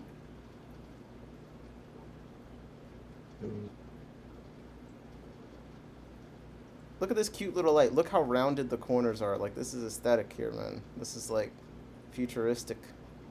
You know what I mean? Yeah. I think I would have to replace the light. I would be mad at the limitation of the filter in the fucking little area that I have to use. Oh my gosh. But look, it's a painted black bottom to begin with. Isn't that nice? I mean, yeah, I guess that's nice. Covered in substrate and plants anyway, so I wouldn't see it. Oh my gosh, you're so hard. But You're so hard to please. The rim clips are nice, I suppose. Okay, we got something positive. Now we already know these 2.5s. These 2.5s. This is where it's at in this auction, man. Look, you think they go for $10 to $20 or something like that? 2.5 gallon? I think that they could, just based on the people going. Why don't you just buy them? It comes with a lid, and it looks like it comes with a heater too. Yeah, wait, it comes with glass lid, light, and heater. Where's the light? Those are kind of sick. Yeah. I don't have any use for 2.5 gallon tanks right now, but they're cool. No, I think that with the light. I look at my 5.5 and I'm like, this shit's tiny, bro. What? It's called a nano tank. You don't know anything about nano tanks? I think nano tank is anything under 20 gallons. Okay. Well, how about a micro tank? That's what we're doing here. Micro. Yeah. Wow. Okay. Well, he's not going for. But what fit? 2.5. You said what? Keep isopods. Isopods, fry. Killifish people do pairs in 2.5. I'm not a breeder, right? So I don't have fry grow out area. Okay, I get it. Couple fish calls them no tanks. That's exactly what's going on. All my tanks, I have one tank that is 25 gallons. The rest of them are all under that, and I'm working on a 60. The 60 will be my biggest tank I've ever had. Okay, I get it. I love nanos. I'll be bidding on the siphons, all of them. That have a pump. Wait, where's the pump? I would maybe do a really tiny saltwater invert 2.5. I think would be cute, but I would want to probably do it in a cube and not. So the cube that you were just shitting on would be perfect. What? What? You could do your salt. Bro, if I had a 5 gallon, I would run a canister filter or a sump pump. With a 5 okay, you know what? I'm not. Yeah, bro. I'm not. My 6-gallon stream runs a canister filter. It's not even drilled. worth talking to the like. We need to get you the Sun then. You need all the Suns. That's Drilled that shit. What do you think What- about this? I got that shit 1-inch plumbed into the back of the tank. I feel like, I don't know. Oh, it's like feeding. It's like going away feeding tablets. Going away feeding tablets. We got a bunch of them. We got some beta thing. Looks like we got some sample packs. Maybe this is like a food. This is water conditioner. These blue ones, I'm pretty sure. $1. It's starting at $2. This guy's not a small tank fan. Me? Yeah. I only have small tanks. I just don't breed fish. So I don't have bait.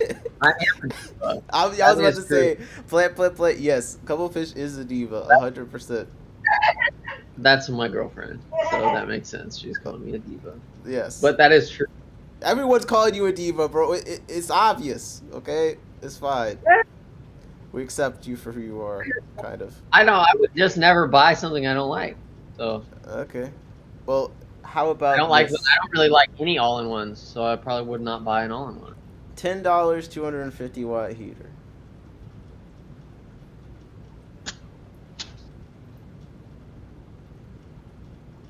Okay, fine. Just go away then. What's up, Jody? How's it going? Yeah. Good. Shutting the dog. Well, I was just My gonna dog- see if you were interested in the 250-watt heater. That's all. For $10. How? Do you run heaters on your tanks, or do you just heat the room? I don't have any heaters in here. No. It's just room temperature.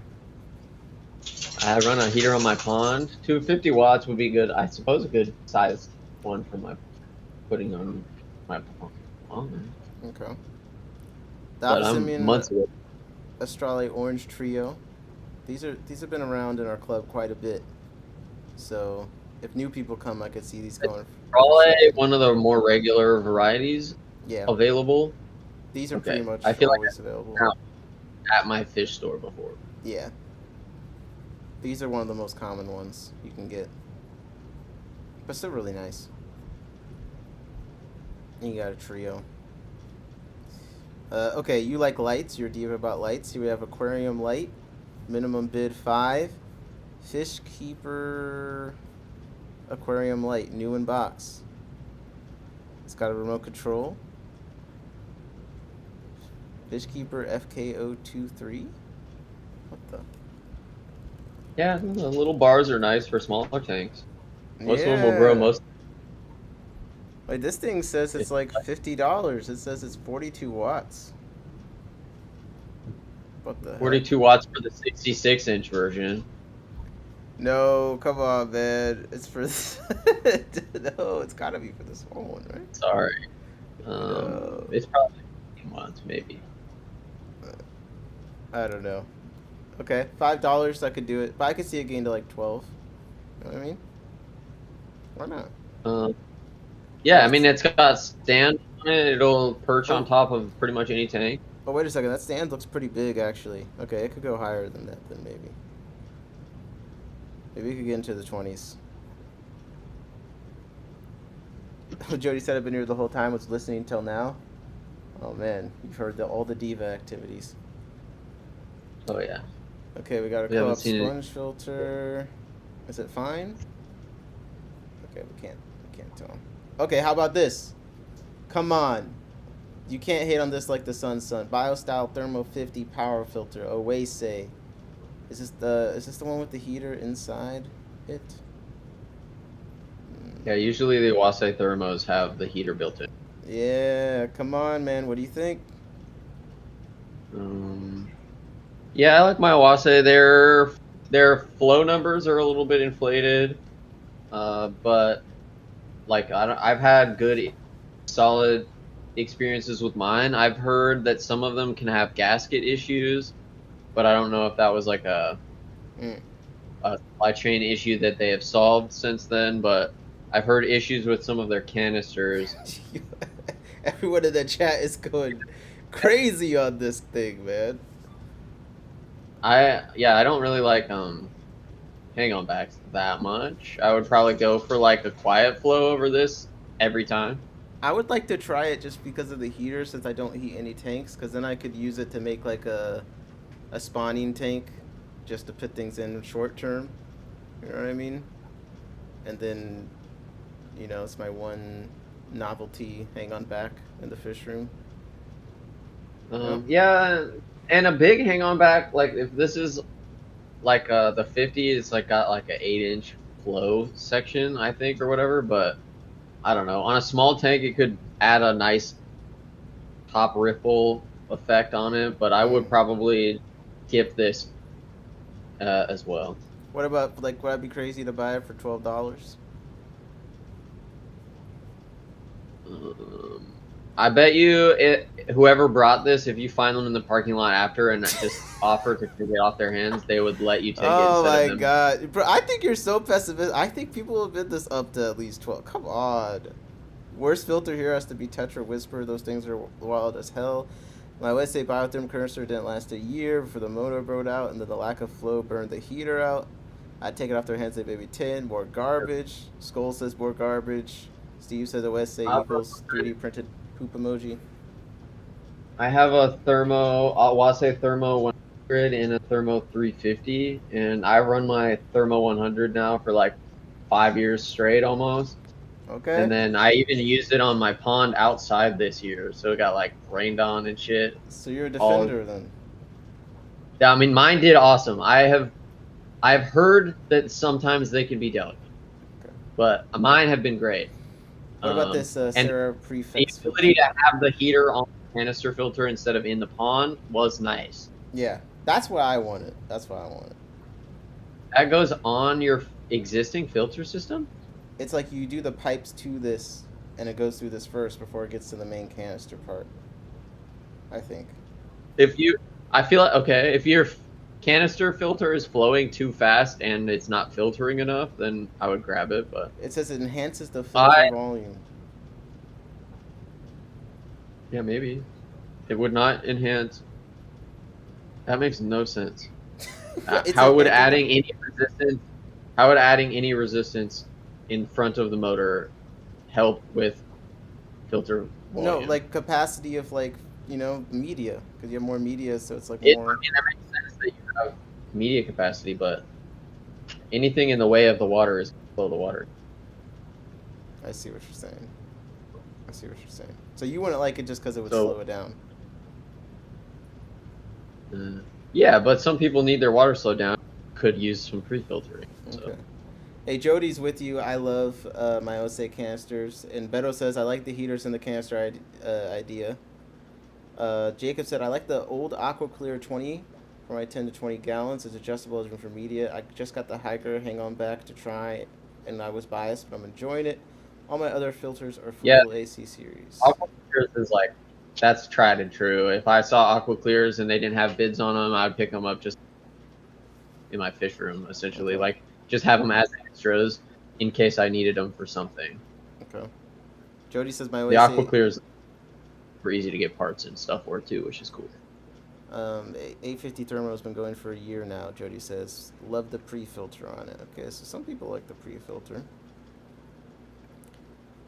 We got some Seachem Flourish. We got some. Okay, here's something different. Micin philodendron clippings. Cool, that's a full terrestrial plant. That's a cute plant. I like Micins. It can grow. If you put it on like a pole, it'll get big, huge, heart-shaped dark leaves. And if you put it in a pot and let it like hang around, it'll grow like viney, like a pothos kind of style. And you can have it hanging. Okay. This says it's tank rooted, growing it out the tank. Yeah, nice. Okay. What about potted Amazon sword? I don't know. You like swords more than me, bro. I don't. I'm trying to. I think I'm turning. I think I'm freaking turning, bro. Yo, wait. We got the thick Anubias Nana. Anubias Nana thick. Damn. Yo.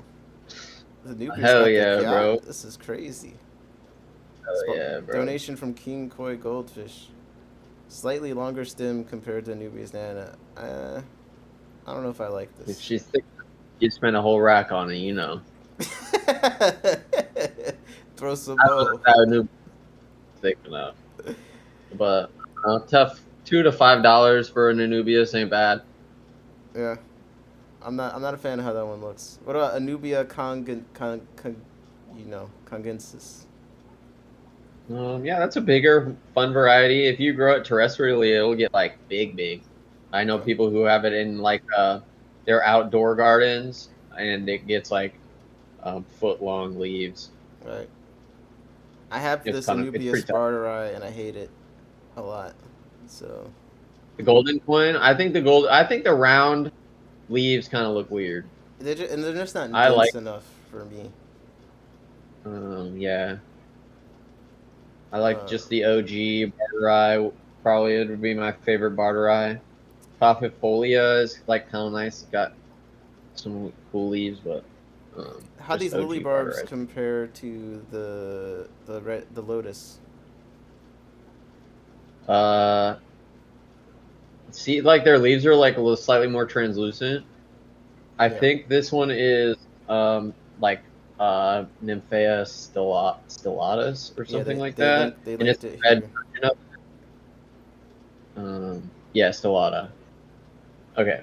And then the red tigers down at the bottom are Zenkirai, which is a different species. So these ones' leaves are a little bit more delicate, like a little bit more translucent. They're less deep red when they're underwater. Essentially, once they get to the surface, they'll be the same. Then these ones' leaves are also a little bit more like long. They're less round. The tiger lotus leaves are very like round compared to the stellata. Gotcha. Um, Gotcha. but Okay. they're both cute. Both of them do well. They like light, so if you give them tons of light, they like absolutely love it. I'm gonna have to check out Jody's website tonight. I need to No, wait, we'll do go that. on We'll it. do that for sure. We'll do that because I want to take a What else look. we got going? Yeah. Let's see. We got the We're looking snowflake forward. food. I need to go faster. Yeah. Oh, a 5-pound CO2 tank. That's tight. Where's that? CO2. Just slightly higher than where you're at now. Oh, okay. $10 minimum. Yeah, I don't know. I don't know what your guys' local market is, but that would probably go, if someone was to put that on Facebook Marketplace, they'd be asking like 50 to 100 bucks. Damn. For an empty tank. Yeah, 50 bucks for an empty tank. We don't have people that can fill them here. So we can only swap tanks. Like the air gas that we have here doesn't fill CO2 tanks, so it's like, you know, when you get propane for your grill, you like take the empty in and you get a new one filled. Mm-hmm. It's like that. So Okay. it's like, I don't know. It's like essentially you pay $50 to get one in rotation. Gotcha. Okay, so it doesn't matter if it's empty or full, because you get to just go exchange it. Yeah, it doesn't matter if you have to get a new one next time anyway. Okay. No All homebrew right. places, fire extinguisher places. None that I have contacted in the last 5 years have been able to do it. Maybe now that we have had like a few more breweries pop up, there might be one, but I think they get their gas from air liquid. So, All right. Let's see. Let's see. yeah, like Ovalis, like we get Ovalis Pink might be one of my favorite stem plants, Really? and that's in this.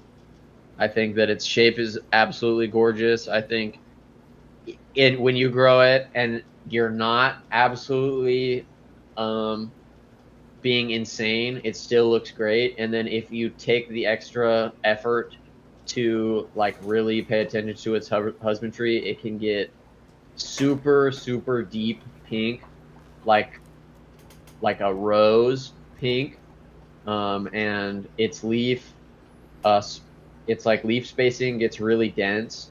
Yeah, this looks nice. And it gets like, yeah, it's like one of my favorites. Like, so that's like what it would look like if you're a good job with it, like a pretty good job with it. And then let me see if I can find a picture of it where I think they're doing like an incredible job. You giving $12 for it? Yeah, maybe. I'd pay like $1 a stem for it, probably. Okay. That seems like a fancy one. That one looks cool. Man, there's just a lot. There is a lot, man. We haven't even scrolled up like past into the 200s yet. Like, do you like Ludwig Atlantis? That's been here before. Yeah, I have it. I've had it. I've grown it. It's nice. If there's a post on Carousel in Singapore, and this guy has like S Repins and I don't know. It's like not that far down.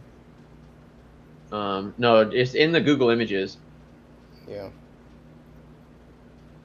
Let me see if I can see it on here. Carousel Singapore. There's a couple from Carousel Singapore. I see this one has some other stuff in it. That one, right? That first one that you looked at. Yeah, that one. That is like if you're blasting it with light and giving it really good nutrients, it's like this insane pink. And the leaves get way closer together, so it looks way more like the middle of like an unfolding rose from the top. It's very cool. That it's is very really pretty. Okay, hold up. And it's a really good plant for pearling. Why is that? No, you don't need CO2. It's more of a light thing for pink to get pink. CO2 will help with its height because it won't elate or whatever it's called to the surface to try and get light or CO2. But like I had mine under, it was probably close to 1,000 par before it stopped getting darker. I'm scrolling up to see what people listed like most recently. I'm just curious what came in last minute. Okay, Blixa Red. A bonsai tree. Yeah, we talked about that last time, I think. The Blixa is nice. Busafandra Chocolate, Black and Electric Mollies, Albino Platinum Gold Sailfin Molly, Red and Orange Swordtails, Air-Powered Fry Trays, okay. A picture. Dude, your Discord made me buy a freaking a little hang on back with it's powered by the air. It goes in, the air goes in, and then the float water. To make a filter out of it? No, not to make a filter. I'm just keeping filter media that was in my pond. Okay. Still cycled for when I set like quarantine and stuff up for when I start ordering fish for my 60-gallon. For helping you. Well, because all of you guys use them and they all work so well, and I've been watching videos and noticing them in fish room videos more often. So I saw it at the fish store, and I was like, "Fuck it, man, I'm getting it." And then I also got this little dinky version of one, and it's just okay, but yeah. I have it doesn't have any air going into it. Yeah, you gotta add the air, man. That's funny though. I've been having fun. And this is like it collects eggs too, because it's got this funnel shape, right? Yeah. That's what that one's supposed to do.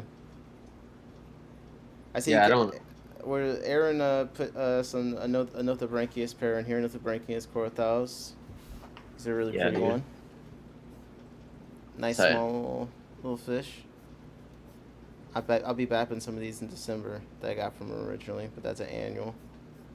I'm trying to see like some fish, and then if there's any crazy plants pop out to you. There's a lot of like terrestrial plants in here. I don't know how much into terrestrial plants you get. This is I've had. The We've had I had an 8x4 indoor greenhouse in my second bedroom for like over a year. Okay, fine. You win. Yeah, we love plants. You like all the plants. I I give love up. plants. What is it? This is a UNS bonsai with Java moss and split stem plants. What the? What? Yeah, they tie the and like glue the moss and stem plants to the wood, and then you're supposed to trim it so it stays like looking like a tree. Okay. But this looks like a little overgrown, and then maybe some stem plants have grown into it. I don't know, they're like kind of amalgamations of driftwood. I don't really love man-made hardscape material that much, but the bonsai trees are one of the ones that, after they've grown in for a while, they do look like better than a lot of the other novelty decorations. I could see that going pretty well then, from that description. Are these your isopods? Which ones? Lot 223. Oh, probably lot 2 through 3. What do you think your lot of 10 isopods is gonna go for? $10. Nice. They've been going cheaper these days, depending. But you never know. Like if there's people there that. Oh, and then for your lotion too. Oh my Your gosh. 6 retic. These are all my lots that I've done so far. If that's what. Wait. Actually. Oh no, I just recognized the picture, Yeah. so I assume. No, I got the loaches in there. Oh look, John put his 2 wingless fly cultures in here. Aaron was saying he thought that these would go well. I think these will go over $10. The fruit fly cultures, they're nice. I think people will buy them. I think people would pick them up just to feed to their fish one time, even. Yeah. Oh, people. Like- Yeah. For sure. And if they're making a culture, then wingless fruit fly cultures are. I don't really know many places we can get them here in town. That's what. Yeah. Have to get them from another hobbyist. He was asking he was like, "Do you think they'd sell for at least $5?" I'm like, "Yeah, bro. I think they go for at least 10." Like, and he makes Yeah, nice that's little tight. cultures. I see. Captain said, "Not a couple of fish flexing on us with a second bedroom."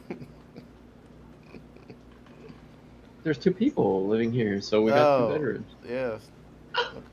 With the greenhouse in it. My partner, we sleep in one room, but the other room is her office.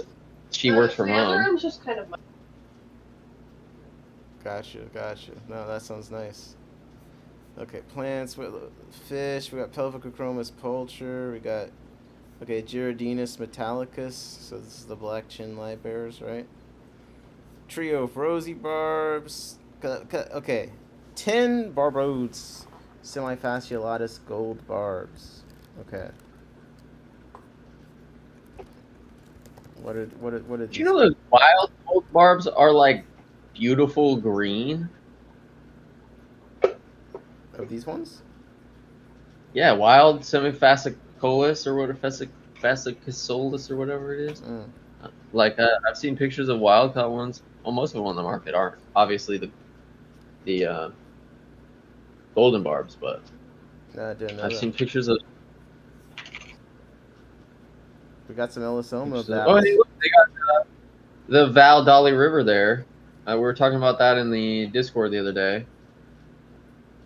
Says does not get bigger than 10 inches. You like this one? It will get longer than 10 inches, but it won't get very big. It will stay probably about a quarter-inch thick, maybe a little bit less than that. And then it gets the beautiful stripes. But it's just like any other Valetute, very, very weedy. Yeah.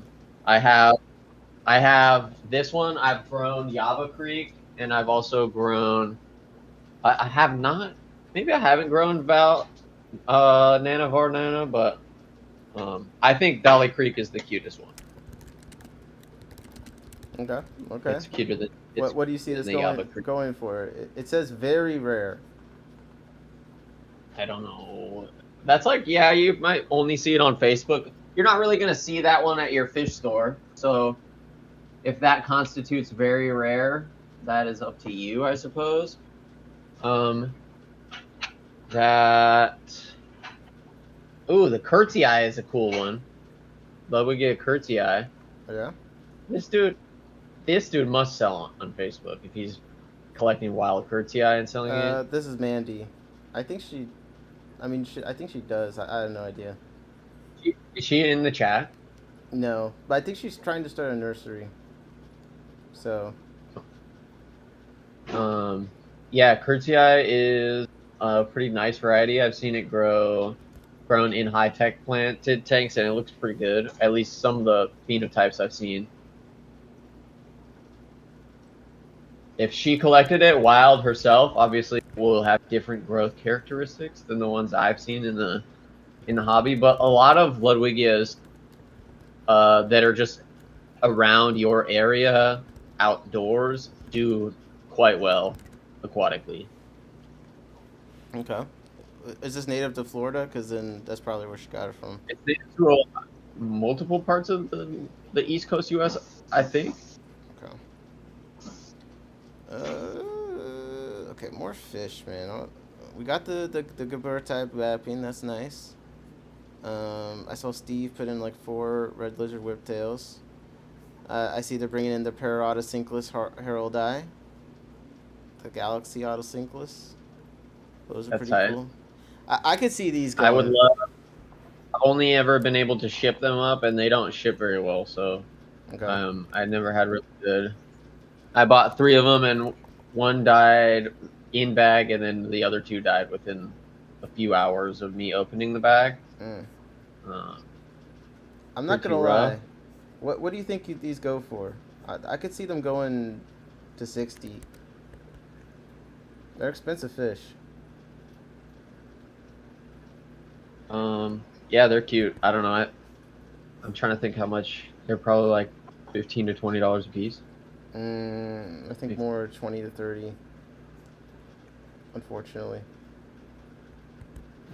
But they're cute. I've seen them long term kept by a few of my friends, and they're adorable little, like mini, like plecos. Okay. I did get some Histatus in here. I'm sure these will go crazy, I'm sure. It's hard to guess where it'll land, but... Jesse said, did I hear right that the co-host is in Alaska? Yes. Yes. Orange lasers. Okay, those I'm sure will go crazy. Leopard frog plecos. Wild caught. Oh, pleco. Is it just one? Limium. Yeah, it's a live bearer. We got 2 lots of the corridors of status. I might have bid on one. Leopard frog. That's kind of fun. Yeah. That could go pretty high depending on who's there. Jesse said that's awesome. I hope to get there one day. Okay, we got an Alaska fan in the chat. Let's go. Are there any newts? Putu said. I don't think there's any newts. Yo, what the heck is this? Busaphandra Kudagang? Yeah, that's one of the OG varieties that was in tissue culture. Okay. Tropica plant. How do you like it versus this needle leaf?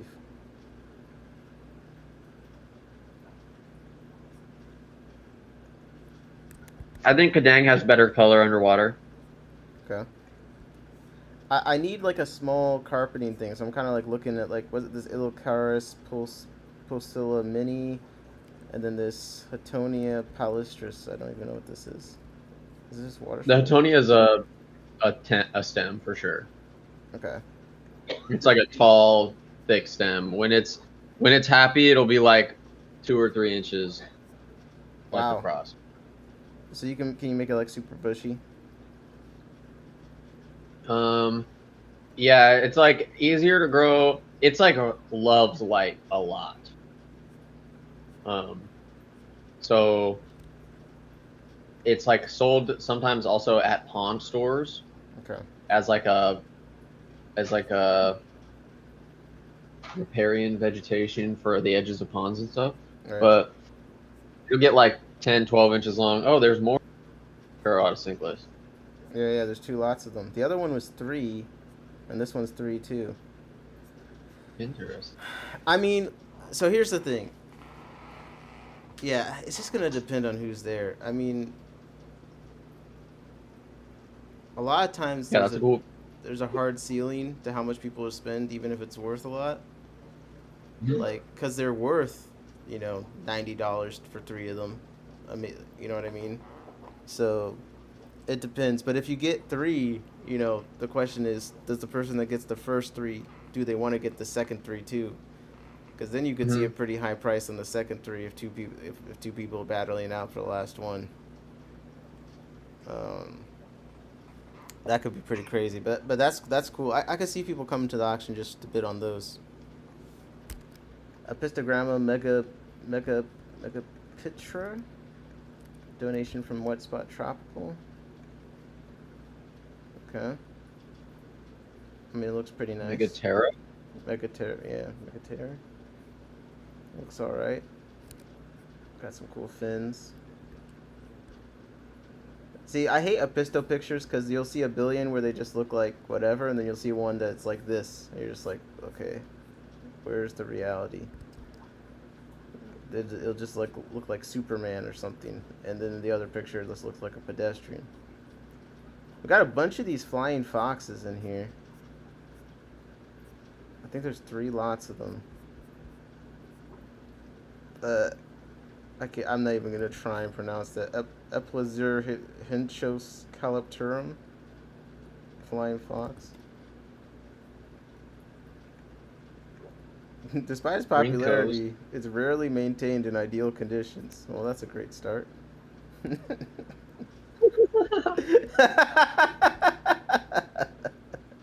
so sad. That's a great start.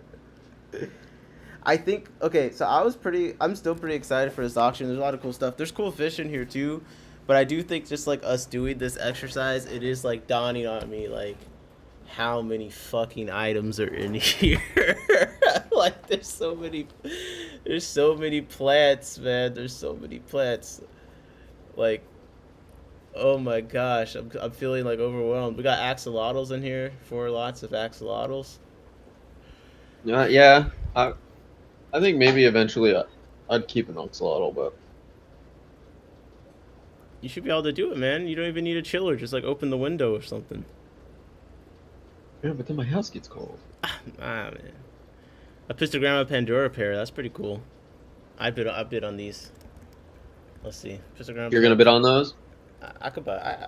I like them. I like them. It's a pair. I'm trying to figure out what people sell pairs for. Attempted pair. Okay, around $50 from Wet Spot. Maybe I could sing it being there. Nick Levin said, "Bring your checkbook." I'm gonna have to be strategic. Like I really gotta have priorities in this auction because I'm gonna bring a decent amount of stuff, but I don't know if it's gonna go for anything. So usually at the auctions, my budget is whatever I sell there. Jesse asks, "Is there any fish you aren't allowed to have in Alaska?" I think just the federally banned ones. I don't know if we have any. Maybe snake. Like, yeah, I think just the federally banned ones that are normal USDA banned for being noxious, potentially invasive noxious fishes. Okay. But I don't know of any specific Alaska-based laws. Most tropical fishes would not last very long, even in the summer. Good point. What do you think of this Cryptoconensis TC in a cup? Yeah, I don't think we can keep snakeheads. I think that's one that's not allowed. I think like what the big arowana ban was. It's also all the CITES fishes are not allowed or whatever. Still, as long as they're still federally banned. But I don't know. I don't know if we have like a DA guy be checking stuff. So I've seen things where I'm like, "Is this allowed?" And they're like, "We were able to order it." So.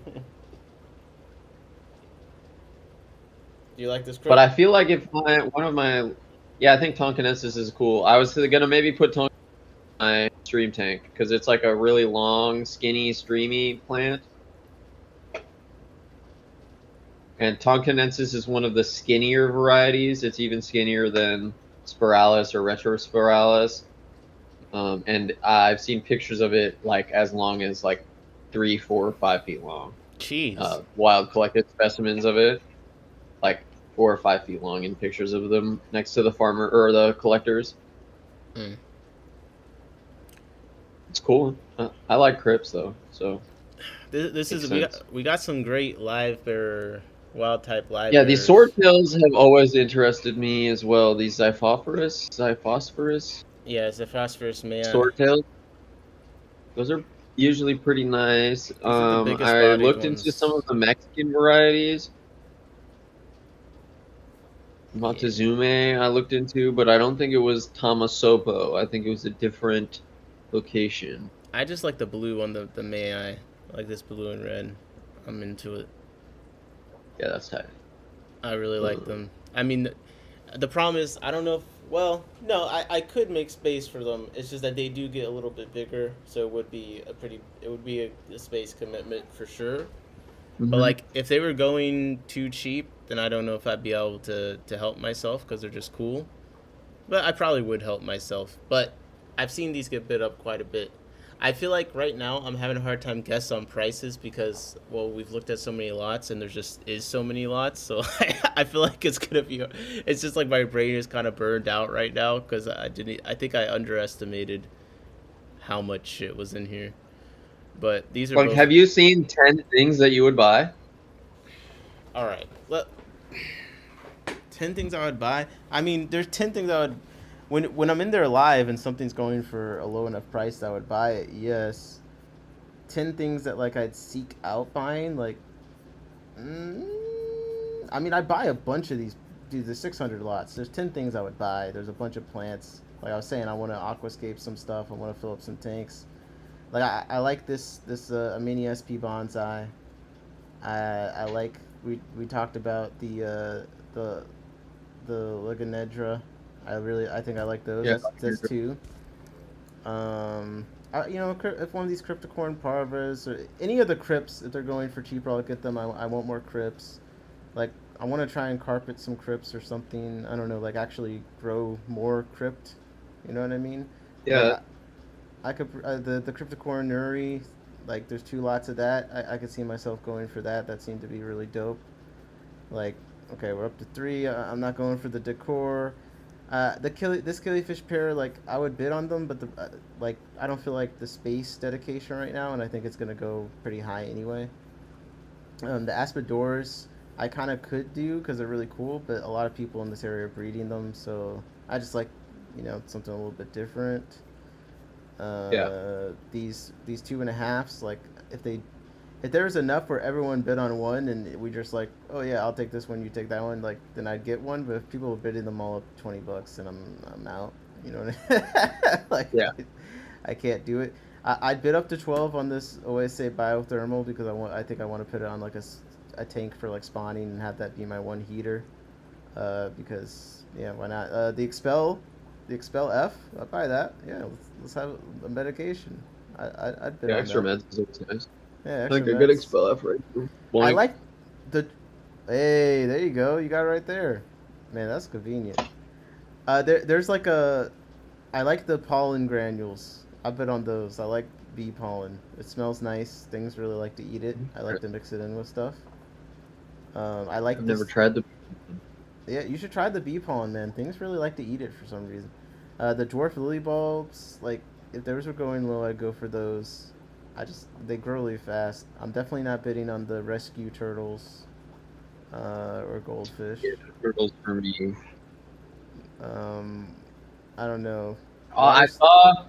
When I was in Texas, I went to a pond and fish tank store, and they had like I want to say it was like 18, 20 feet long.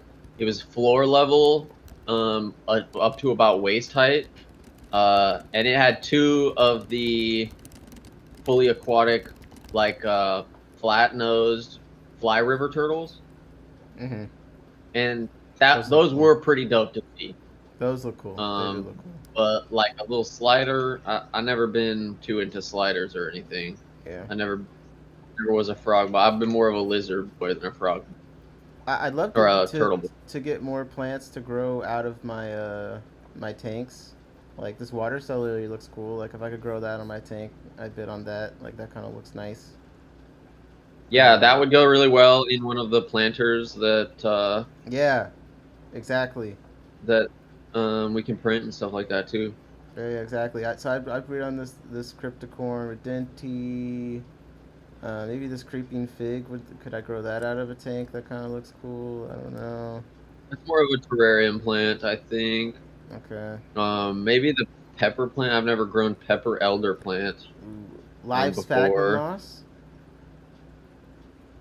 That's more of like a terrarium thing. If you had like a really wet, boggy section of a terrarium or of an aquarium, you might be able to grow it in there, but it's not gonna love nutrients that Hmm. happen as much. Nick said, "Save some dwarf lilies for me."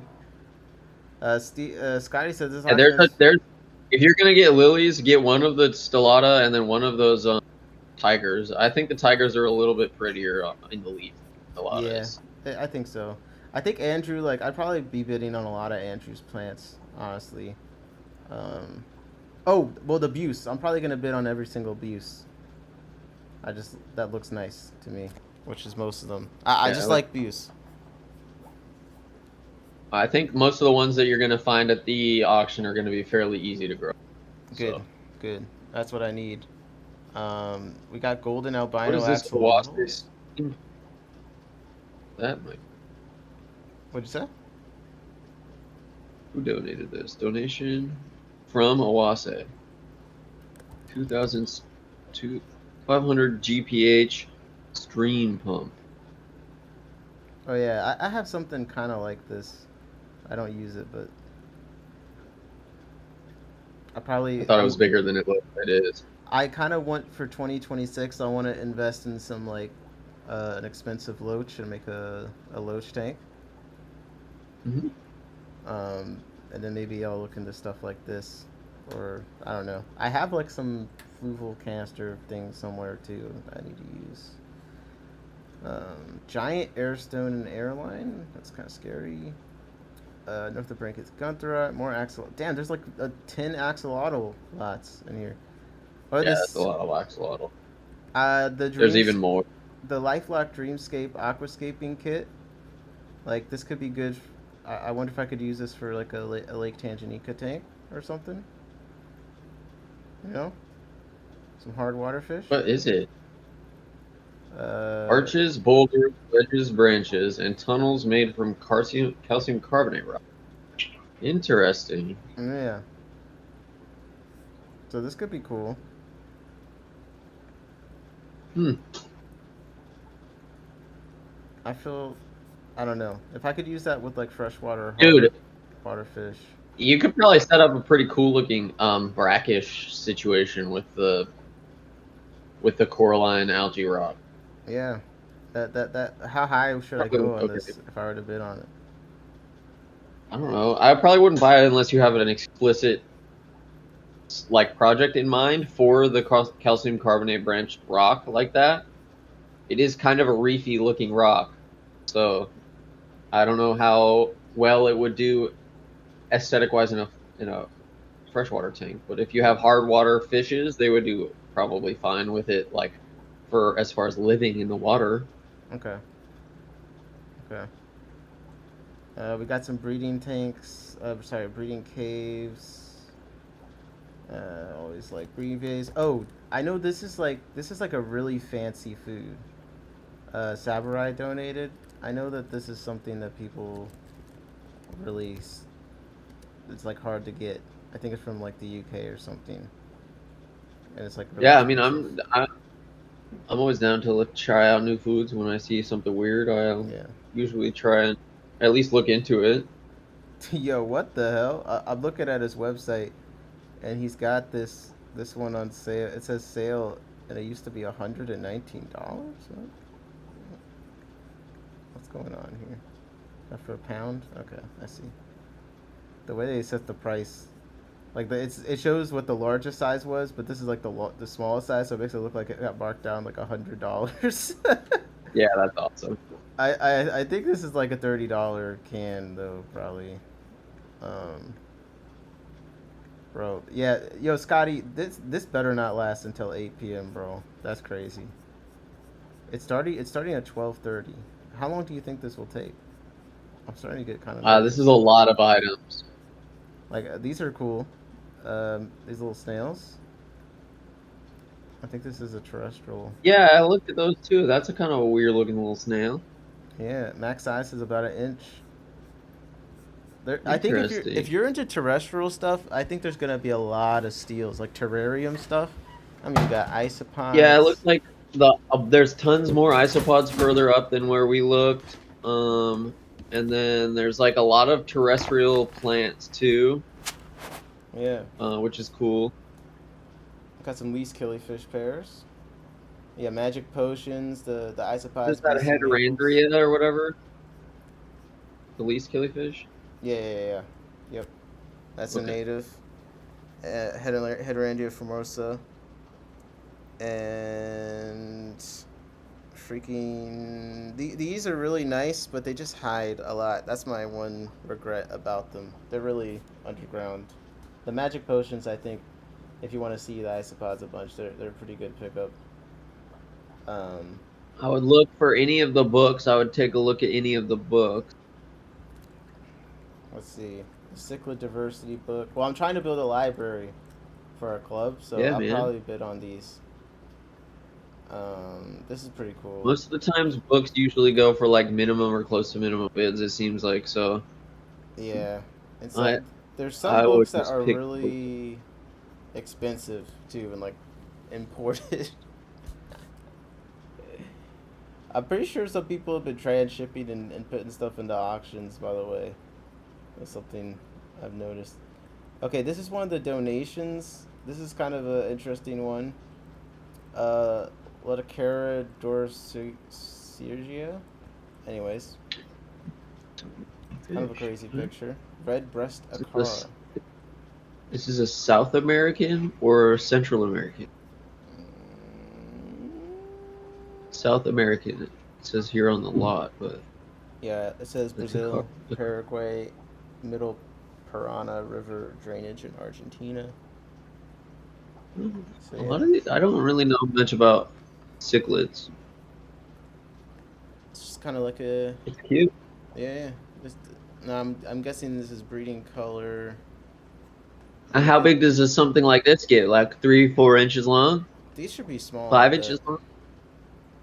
no, it should be smaller than that. 6 centimeters. So Six two centimeters inches. max length? Holy Yeah. shit. No, this family is usually pretty small. There's like the curviceps.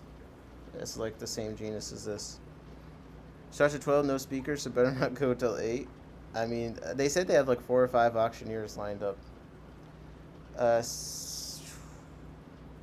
Uh, cichlids suck, plant murdering bastards. Okay, most cichlids suck. Oh, come on. There's plenty of cichlids you can have plants. Come on.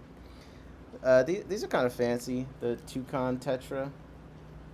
Wild caught. Newer nanofish, soft water, grow no more than 1 inch. So we got kind of a trendy tetra in here. Yeah, I mean, they're cute. Yeah, I I mean got a toucan they're pin cool. somewhere. They're kind of expensive. So, how many is it? 5? It's not too bad. And we got another leopard frog entry.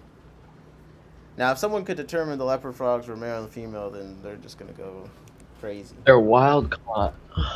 That's tight. So they could be bigger if they're wild caught. St. Elmo's Fire. Is this better than the?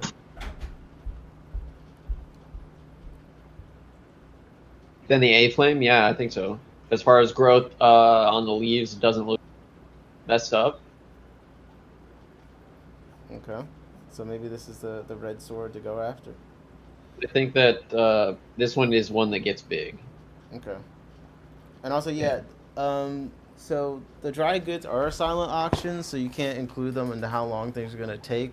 But most of this is not dry goods, so I mean, it's gonna cut it down some, but there's still a lot of shit. Like we got 4 red red lizard whiptail entries from Steve. It's pretty cool. And then a 4-pack Nanochromis. Digital pH meter. Crypticorn. Retro Spiralist. So this is, good. you mentioned that earlier. Yeah, that one was one that makes like a lot of runners. So if you wanted like a tank with the look of like a bunch of Val, but you didn't want it to grow quite as fast, or do quite as much maintenance, then Spiralis and Crispatula are pretty good I'm liking this. candidates for that. I'm liking this a lot. What's up, Fish Phase? How's it going? It's like every time I scroll down, I've been wanting to get the Postegmon Hellfry. It always goes too high in the auction where I don't feel like buying it, but I've been wanting to buy this one for a while. Because this looks so unique. Yeah, it's worth maybe a dollar per stem. I feel like... You can, I mean, like, I always try and tell people, if you're looking for aquarium plants, you should buy them on Facebook in the aquarium plant groups. Those plants are being grown by people who are literally going to throw them away otherwise. So they start minimum bids at $1 for like tons of stems usually. And a lot of these like plants that were popular in high tech a couple years ago are very popular in like casual high tech keeping now, and not like the people keeping all of the newest shit. So they're fairly easy to get. They might not be easy to get for you locally, but Right. these dudes ship plants all over the nation. So, I mean, I bought most, I'd say 90% of all of the plants I've ever kept in my house and in my tank online. This is like a lot of items. Whiptail, cat. I'm trying to see if there's a thing that just sets it just to fish. I just want to see how many lots of fish there are versus... I don't think there's... I mean, there's a lot of fish in here, but it's just like when you scroll through all the plants, it's like I forget that there's a decent amount of fish in here. Because like I forgot that I even put my own stuff in here. I got the barbs, the loaches, I got the beta rubra in here. Like... the beta rubra babies are yours? Yep. Yeah. Yep. These are all the lots I put in so far. I got the Pelvicochromis Drakenfelsai, my F2s. I got some German Blue Rams. SVC gave me a bunch of fry I've been growing out, so some extras. 4 Super Red Bristle Fleckos. I got my Dwarf Pike Fry I'm bapping. I got my Lucania Gooday, the bluefin killifish, is a native killifish. I'm bapping those. Got the isopods. I'm bapping the blue banded barbs. I got 6 hill streams. Do you need to sell them to get the points? You just need to submit them to the auction. Yeah, you do have to submit them to the auction. Okay, so they don't actually have to sell technically. Technically, yeah. You could like set a minimum bid so high that like no one wants to buy them, or you could bid on them. Well, I was just thinking like if you brought something weird and nobody was like, I'll get that, and nobody bought it, then you'd be out points. But yeah, but it's just for my conundrum is like there's some more stuff I wanted to bap or put in fish wise, but I'm like, should I? Like there's 2 rice fish colors like. Because like there's a lot of items, but then again, since there's not that many fish, it could be a good time to put in fish. Because then, you know, but the problem is then that means people are gonna have to spend like $2 to bump the item, so they can bid on it and not sit there for 8 hours. Yeah. Cause I'll be honest, I really am still a little burned out from all those all-day auctions. Like, I really don't want to sit there until 8 p.m. man. I really don't. I feel like sometimes this I don't want this to end up being a case of an auction being too big. I think it'll be great for I think a lot. As long as basically buyers and sellers both win, it's fine. I just hope that like I hope they prioritize putting some fish up early on, so that it's not like people feel like they have to spend money to bump stuff up, or they have to wait there all day to bid on something. Because, like, I don't think that many people are going to wait 5 hours to bid on a plant, but they might for a fish. I didn't even see these marble angelfish in here. Dwarf baby tears mat. Is that this auction? Or am I messing up where I'm at? Am I hallucinating? It's like No, people I think I saw it. okay. People are adding stuff as we speak. Like ah! Yeah, I think I'll be going for the Crips and the Buse, and then some of the Andrew plants, and then I'll let people take the stem plants. The Pisto pears, I might go for those. Yeah, fish wise, like I feel like the things I'd be interested in that everyone else is gonna be bidding on, so I'm just not sure how it's gonna work out for me as far as that goes. But look, what should I for our aquascaping street purposes? Like, is there anything like please get that? And also, Steve said it's too big. What are we escaping this tank for again? Because you mentioned this. It's a 50-gallon tank. No, we're gonna do the 10-gallon Higer tank first. Oh, okay. The all-in-one Yeah, that they sent you. Yeah. Okay. I'm behind on that. And what is the theme for the tank?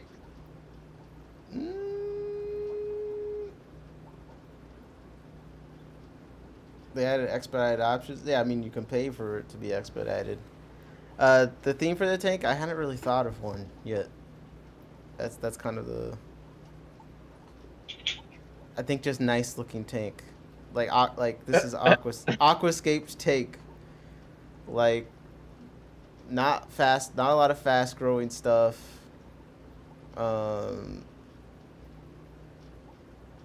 I'm thinking like a schooling small fish. Maybe I'll put the Royal Arrow Tetra in there because they're black and orange, which is the Higer theme.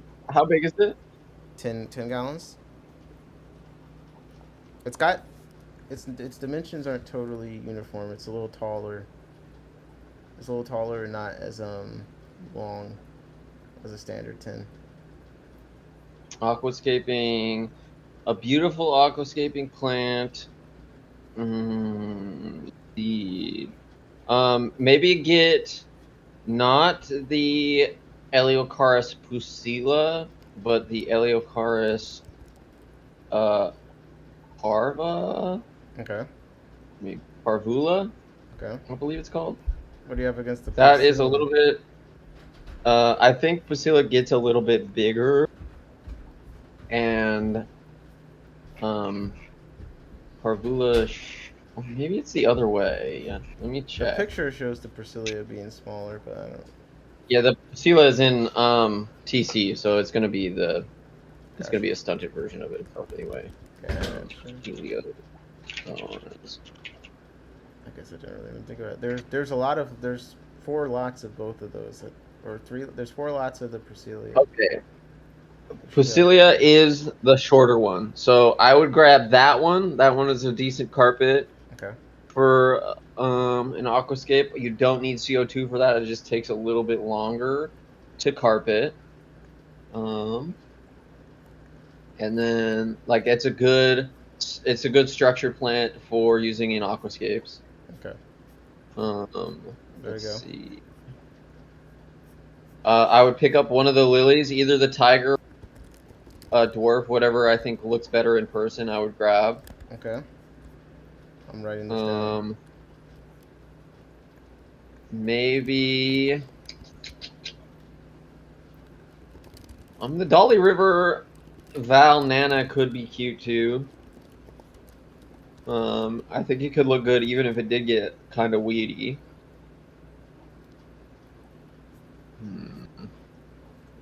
Hey, honestly, maybe those needle leaf dwarf Java ferns that said that they were rare and they're not actually rare. That's a nice plant.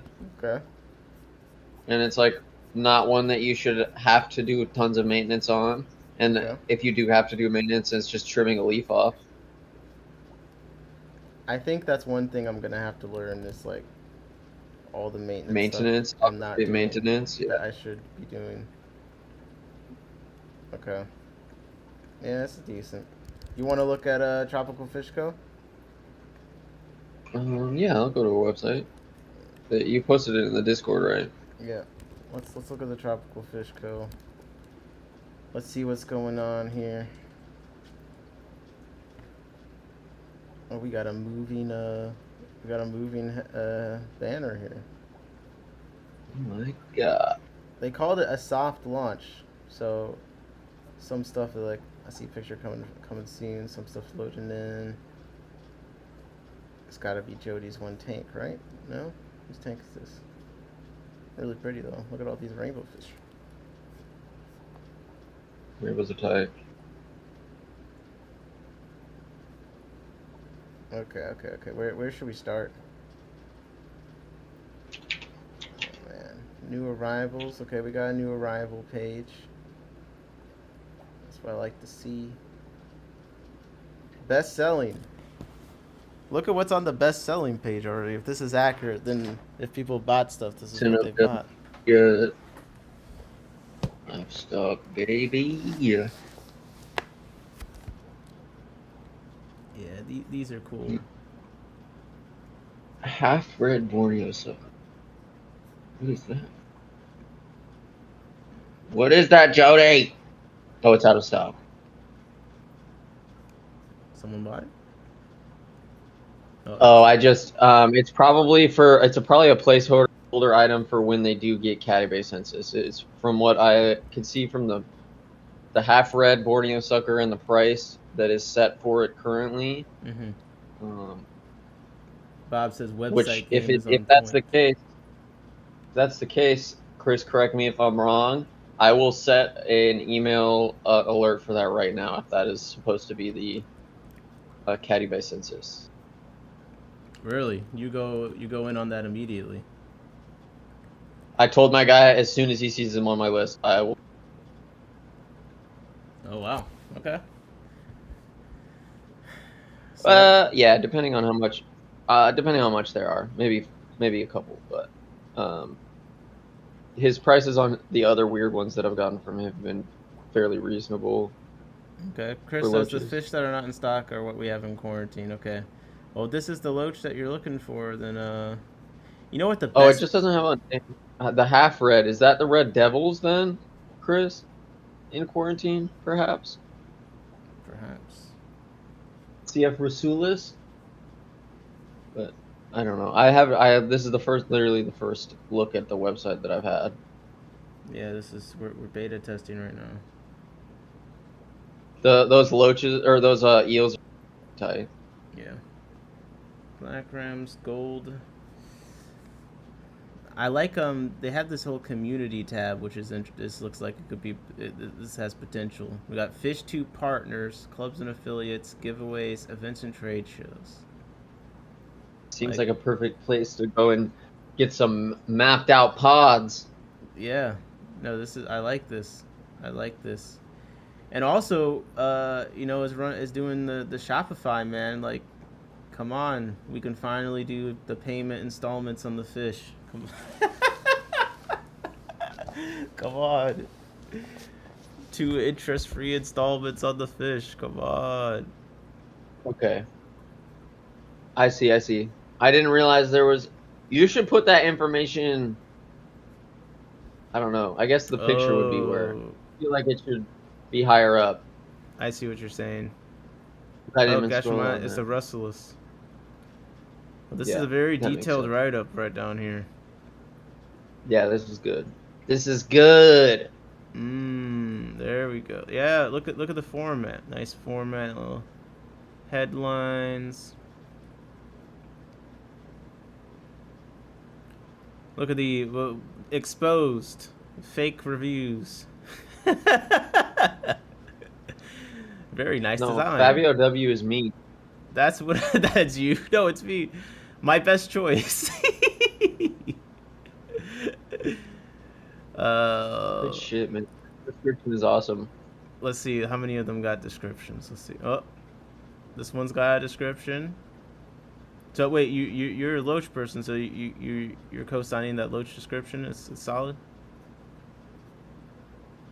Yeah, I mean, this is essentially the most up-to-date information that you can get about gastromyzon stuff.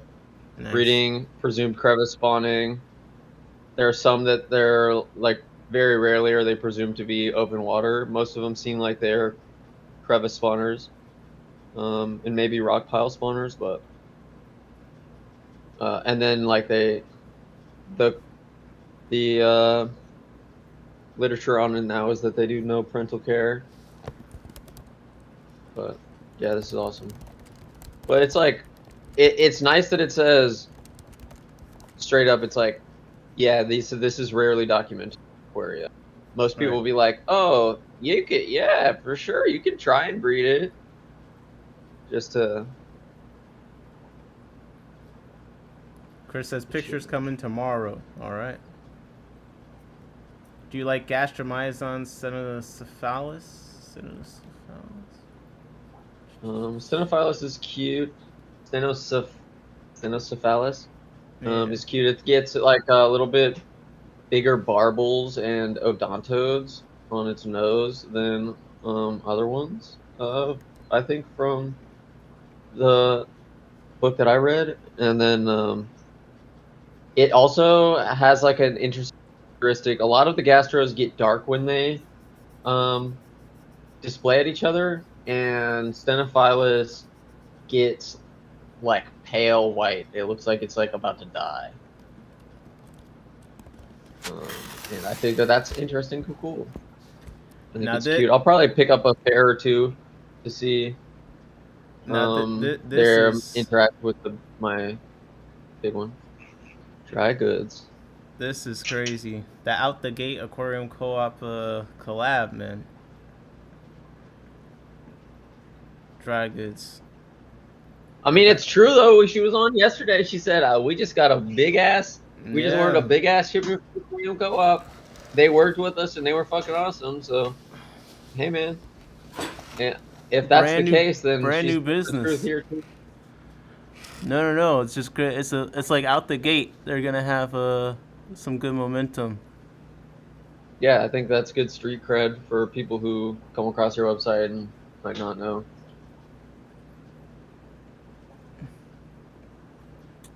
Let's see. Yeah, the community is fun. The community tab is fun. Our mission, how we ship. Okay, what let's look at what's the shipping stuff? Let's see. DOA. The short version of a fish arrives dead, we refund the price. Okay. Okay, a fish that arrives dead. Alright. Shipping Monday and Tuesday. Is what it says here. Okay, shipping info.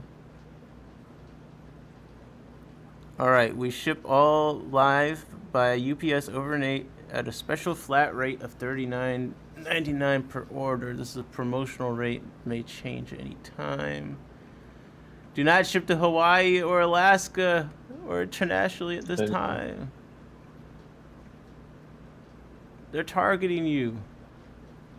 I know, bro. Me and Jody have talked. We'll figure something out if they get stuff that I actually want. I'm calling the government. It might not be through the website of Tropical Fish Co. Pure oxygen, story bags, installation here, cold, tracking, delivery, address accuracy, canceling changes. What else do we need to? Okay, we got a privacy policy. That's kind of interesting. Scope. Oh, it's not even me, Bob. It's them, dude. Like Jody is extremely passionate, so and like the few times that we've talked about it, it's been like pretty much nothing but synergy. And I haven't talked directly to Chris except for through the comments, but he seems like if there's a challenge in owning this business, that he's trying to get over it so he can add it to his repertoire of skills, which is pretty encouraging for co-business owning. Their insuring policy when we visit the website, place order, interact. It applies to Tropical Fish Co. and any other pages that link to it. It does not cover third-party sites or services we link to, including Aquarium Co-op and other partners. Is Aquarium Co-op tracking us, man? Let's see. Do they got a privacy policy? Probably not. Alright. Okay. Don't leave the site, man. This is where we're safe. Okay, all this stuff, information collected automatically. I like a privacy policy. This is nice. This is a lot. Also, it's like livestock, dry goods, and then a learning tab, which is so sick. You're right. Learning is the third one.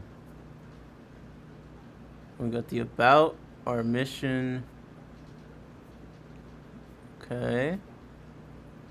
Fish health and quarantine. Chase for matters. How process work. Okay, we check Yeah, this our mission respiration. section is like what you'd see on like a bank website. Our promise to hobbyists, our promise to breeders. It's like our promise to, like, our consumers, and our promises to our lenders, our promises to our investors. That's so tight. Okay. We do not run packing routine. Interesting. We got a mission at the bottom too. Our mission here at the bottom. Last out dry goes in. I mean, it's got a really good like if if the community is all filled out and stuff. I think that would be a pretty some unique resources going on here. Pretty detailed write-up so far. A careers tab. Let's go. Submit your resumes, people. That's tight. Who wants to move to Iowa? That's the first requirement. Do you want to move to Iowa? I hear they got a great state fair. That's what I hear. Man, the more I see these quarries, the more I actually do like them. They're really nice. Yeah, like the first time I saw them, I was kind of like, eh. But now every time I see them, I like them more each time that I see them. Like, I'm not gonna lie. I'm kind of into it. But Tropical Fish Co. website looking pretty good so far. Let's see what happens when I type fish in the search bar. Gift card. A killifish is next, okay. What if I type scud? Yeah, that's right. No results. That's right. This website's clean. What about shrimp? Okay, they don't got the shrimp up. Okay, what about this bull route stonefish is kind of low key sick as hell. Oh yeah, this like freshwater stingray or scorpion fish. It's kind of sick. I saw some angling videos of someone catching them, and pretty tight. I was gonna ask how big it was, and I saw the write-up has it here, but also they converted centimeters to inches for me, so I don't have to fucking Google it like I always do every time. Yeah. Feeding, behavior, breeding, quick facts, tropical fish code notes. They have a tropical fish code notes section of them. That's interesting. Yeah, I read a blog post by some dude who lives in the Sydney area and goes on like tropical adventures in Australia, and he was talking about, he was like, they have always been around, but I never like really noticed how weird they were until recently, and so he did like kind of a little write up about them, and they're pretty weird little guys. Yeah, they look crazy. They scare me though. Wait, like they're found in like amongst leaf litter and stuff, I think, like in like damn near Blackwater. Oh, that is different. Wait, why did they got a browsing history, bro? Where's the incognito mode? What's the incognito mode? Shit. They got browsing history, man. I can look at all the fish I've been lusting after. It's all recorded. This is crazy.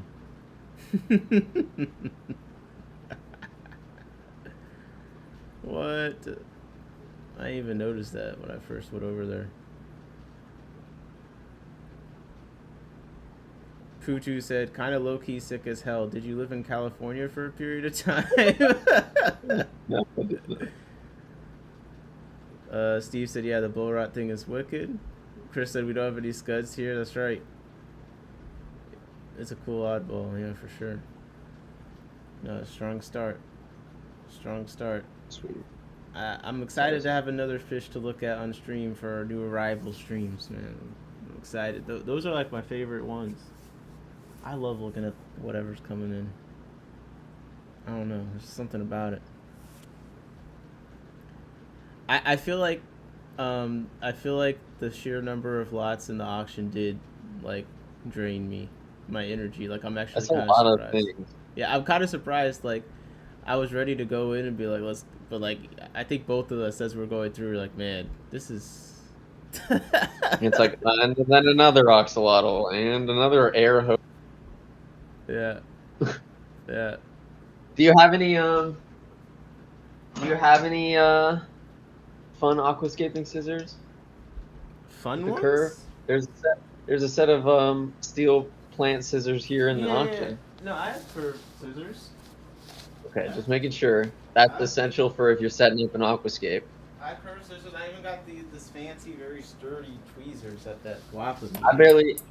I barely even use them. I just got them for the aesthetic. Yeah. Wait, why don't you Hell use them? yeah. I usually I'll just use my hand.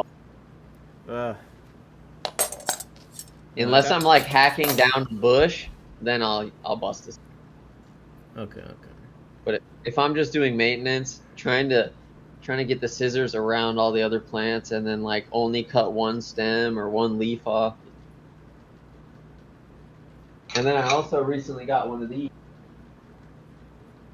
aquascaping substrate pushers. Hey, wait for you to catch up with the rest of us, man. What have you been doing? I was using a paintbrush before that. What? Yeah, I was using a paintbrush. I don't have a response to that. I'll be honest. I don't even know. I don't even know anymore. Well, it's like, I don't know. I got it literally with supplies, so I've been using it. It's an aquascaping paintbrush for substrate. I mean, everyone has. It's got Japanese text on it. I'm sure it just says paintbrush. I mean, everyone has their own thing. What's up, Power to Peaceful? Paintbrush to move the. I don't know. There's just something about it. It's one of the wide ones. It's not a tiny little paintbrush. I mean, I hear you, but like, I don't know. It just seems weird. I don't know. Why don't you just use what you just got? What took you so long? Use what I got. I got that early on, so I've been using it. Yeah. I didn't go out and buy it. It came when I bought. I think it came in the box when I bought my first bag of ADA Amazonia substrate. So I was like, ooh, an aquascaping brush. So I use it. And then Daphnia. I got hella tweezers. Tube effects. Okay. Jeez. A lot of Daphnias. I'd buy live food if I saw it. Yeah, there's a bunch of Daphnia from Chris Diaz and Tube Effects worms.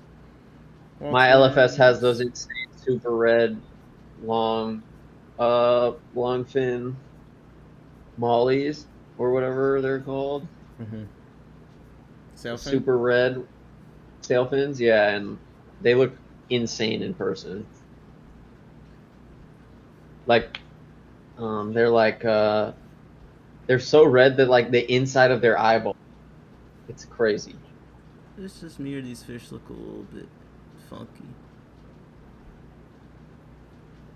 Yeah, I don't really vibe with mini alp. Nick says I use a paintbrush too. Oh, here we go. Oh yeah. Now I'm the weird one. Oh use a yeah. paintbrush, bro. What? It'll be over. Well, if I bag enough, I just can't decide if I should add more lots. Like, I guess you add lots and then buy the priority thing. But I don't know. This is why I like at our meetings doing the swaps, man. Auctions are fun, but I like doing auctions like seasonally. I feel like I'm still not recovered from what did I do? 3 all-day auctions in 1 month or something? Like Jesus, bro. this shit was exhausting. Sounds exhausting. And this isn't even technically an all-day auction. This is just their November plant auction. You know what I mean? Like, And you just noticed that it was getting a lot of lots, and you're like, this auction? I knew it was going to be Oh, no. a big auction, but it's just sinking in, you know?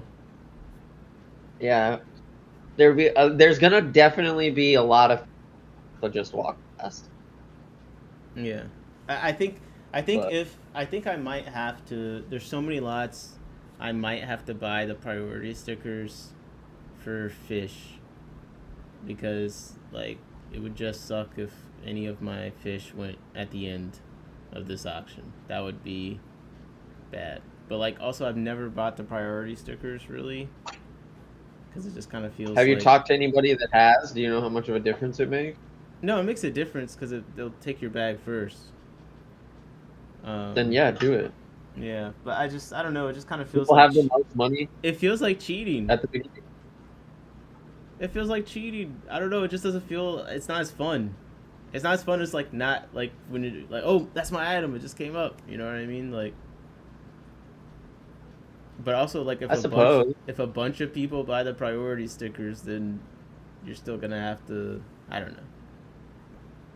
Imagine being bookended by 6 axolotls, though. Yeah, that's You get- true. Axolotl, But that's and then what, one like- of your fish, and then a fucking turtle gets sold next. I kind of just resent that the buy, but at the same time, they're doing a lower split for the club for this auction, so the club only gets 15% as opposed to 30%. So I guess it's probably worth it to buy the priority stickers for this one. Honestly, Yeah, there's 575 items or something. yeah. God, this is 576. More scuds and chimeras uploaded. really actually Vinegar eels, yo. the scuds came through. Jesus Christ. What is this? Oh, it's a terrestrial bonsai, a little jade bonsai. Yeah, you know what I should do is like but the problem is, bro, priority items in all my I can't do it for all my lots. Like I don't want to spend 50. I don't want to spend a bunch of money on that. Man. I don't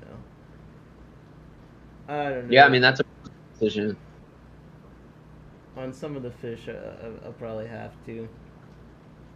And every $10 that you prioritize is $10 that you can't spend on plants or fish for yourself. Do you think that if you pay $10 to get it prioritized, it'll get more than $10 worth of money for going first? I mean, if that's the thing, you could not spend it and it still goes up kind of early. That's the thing. You could just, it's kind of like luck of the draw. Although there's not that much luck. Like, there's stuff I've seen be left to the end that was definitely intentional. Like, I've definitely seen that. You know what I mean? Like, it's people picking stuff up and taking it. Like, the runners just pick stuff up. So there's intentionally, but then there's biases. Like, some kind of bags look nicer. People tend to pick those ones up first. Like, there's just subtle things like that where, they just get picked up. But it really is going to depend how many people are there. Because if there's a bunch of people there and they're staying there for a good amount of time, then, there's no really need to buy the priority thing because, it'll be fine. But, if it starts out and there's not a bunch of people there already, that's like, oh, shit, I got to get my stuff up there. You know what I mean? Yeah. So... I think I would definitely walk away full of items. I think probably especially if I lived in the area and I had a fish room in the area. We'll do a whole. And I wasn't shipping stuff back. But we'll do a whole. I mean, as far as fish go, some pretty decent fish. As far as plants go, some pretty decent plants. No really decent hardware that I saw that much, but I probably The wouldn't. sun, bro. Come on. That's what people kept saying, like, oh, the dry goods are silent auction, but there's like barely any dry goods in this auction so far. Like, there's not really much. Yeah. That's another thing. Usually, I think that is why it feels longer, because usually there is a decent amount of dry goods in these, but this is like, this is gonna be pure bidding the whole way through. On living organisms, yeah. Yeah, honestly, part of me, like, I would love to go tomorrow, sell all my stuff in the first 2 hours, buy whatever I want to buy, and leave. Oh my god. Yeah. But I don't know. We'll see if I get lucky enough to auctioneer. I would maybe get impatient and maybe try and make some buy it now offers. But bro, you gotta like I've had people email, like, there was, I don't know if it, yeah, I've had people email me like, for hey, my I saw you listings. auction this. Yeah. Can you give me that same price? Like, when I was putting the Galaris in these auctions, people email me all the time asking if I'd ship them to them.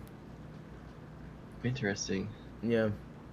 So that's another thing. Like, these auctions, sometimes they go up on sometimes they get in the Google SEO situation. So, There's raffles. Damn, son. oh, raffles too. Supposed to be more tomorrow. Yeah. Now I think it's gonna be a great day, for buying stuff. I just, like, I hope I have the stamina to get through it. Are you gonna go live while you're there? No. Mobilized setup. No. I'll go. I'll probably go live that night. We'll do a haul stream. I don't really like.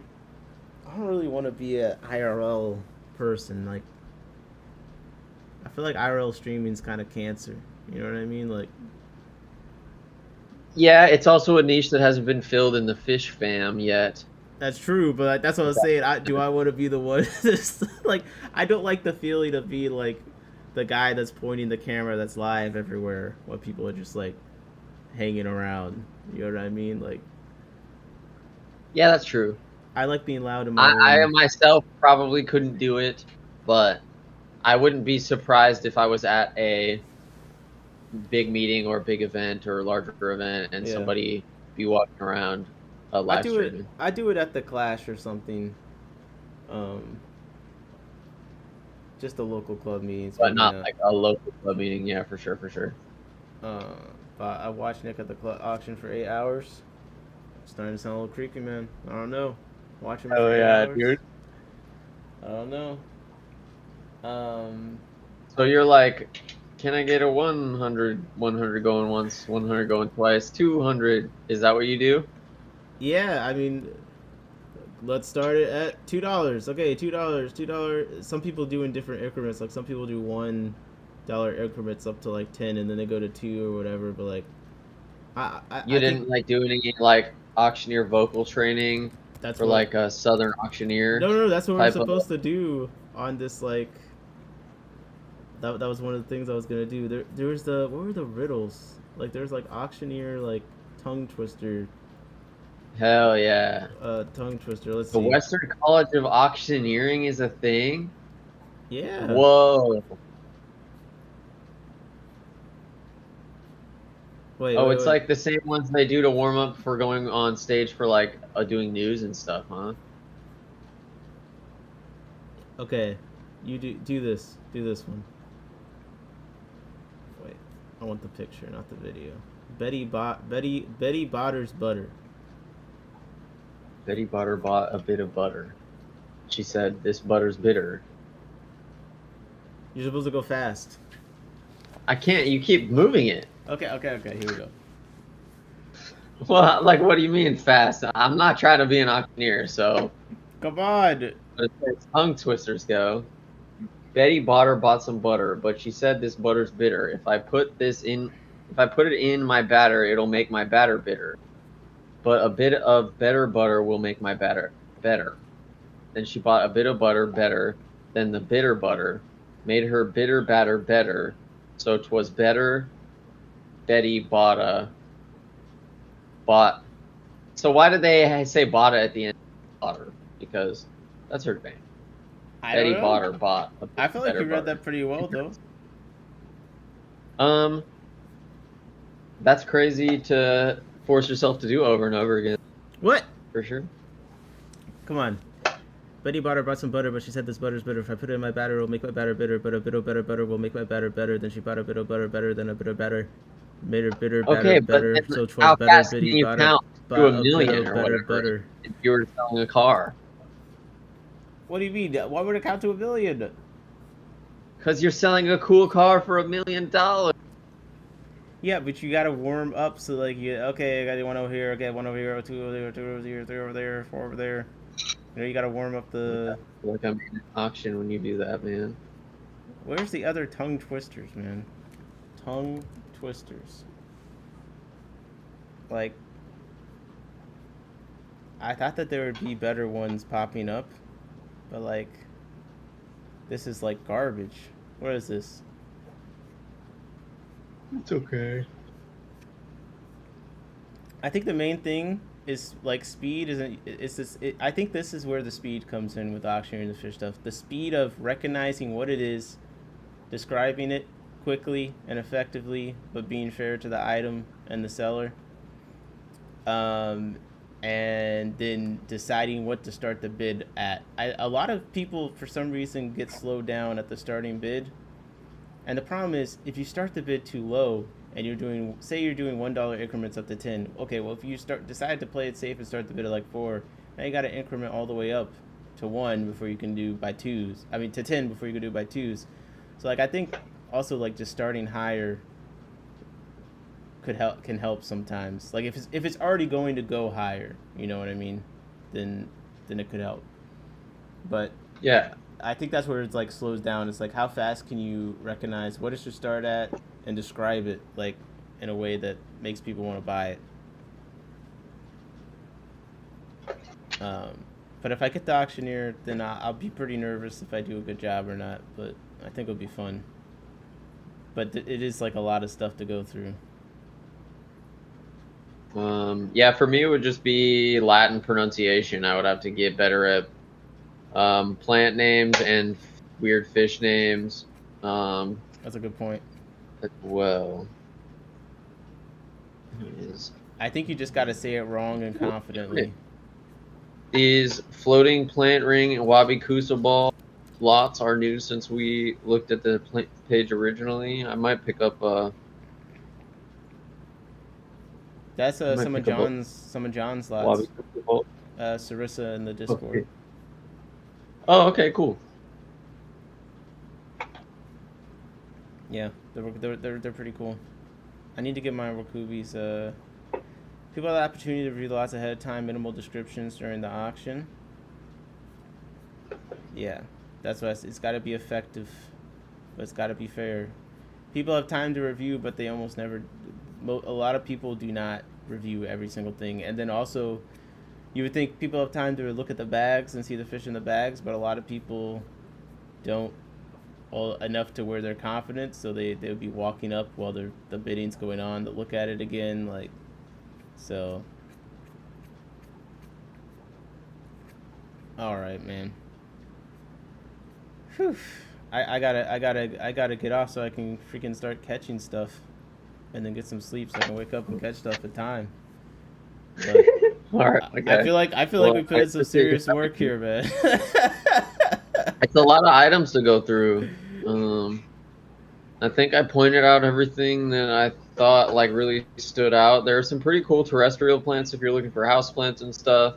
But other than that, it's like I'd keep an eye out for how cheap some of these 3D printed things are going to go for, because those are kind of nifty if you don't have a printer yourself, or if you have one and it doesn't work because you're too lazy to get it working, perhaps. That's like something that anyone experiences, because some people are getting used machines secondhand now and having them sit around.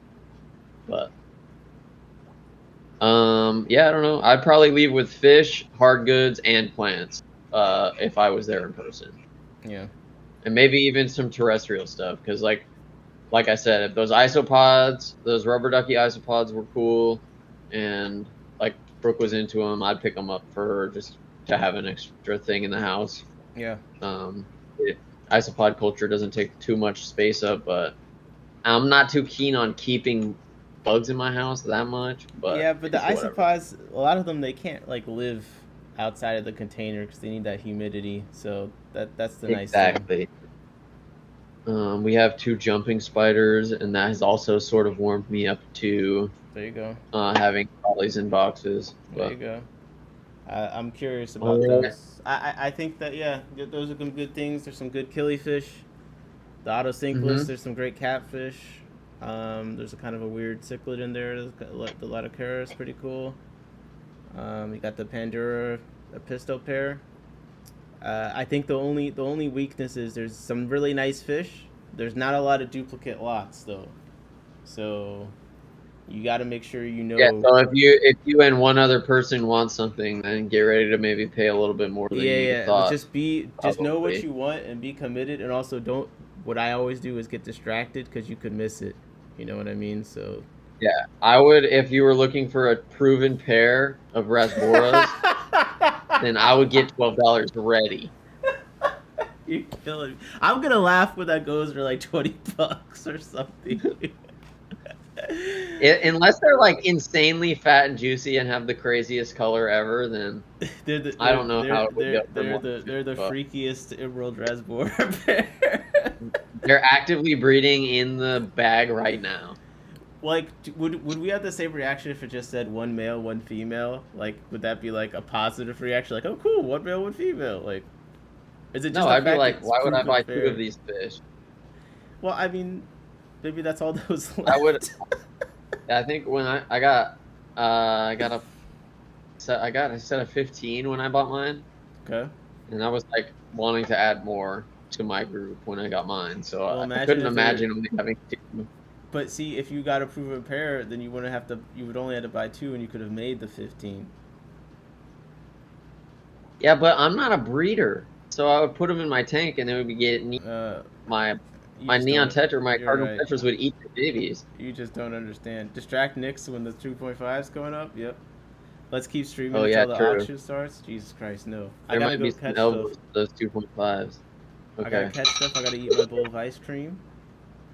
There's a new the limited edition like till whatever brand with the sugar cookie dough ice cream is out. It's fantastic. I love it. Oh yeah. But I appreciate you for coming on, man. I always learn a lot. I definitely got to get that bleeding heart just because of you. I want that bleeding heart pretty bad. I like lags. Lags are nice. I love weird plants, and they were really not on the market until Meboldi started getting tissue cultured. Red and green have been in the hobby for a long time, but the other weirder Meboldi variants are just like literally nowhere to be found. There's one German dude or a Danish dude that grows them, and he's got a huge collection. And then there's this guy named Mick. He lives in Florida, and he's got a decent sized collection of some of the weirder ones, some wild collected types and stuff like that. And I just need more space for them because they're good bin plants, but some of the varieties get really big. Like underwater, it'll stay manageable, but if you grow them immersed, Meboldi still can get like the leaf itself will be like 6 inches across, and with the petiole like maybe a foot long, like big.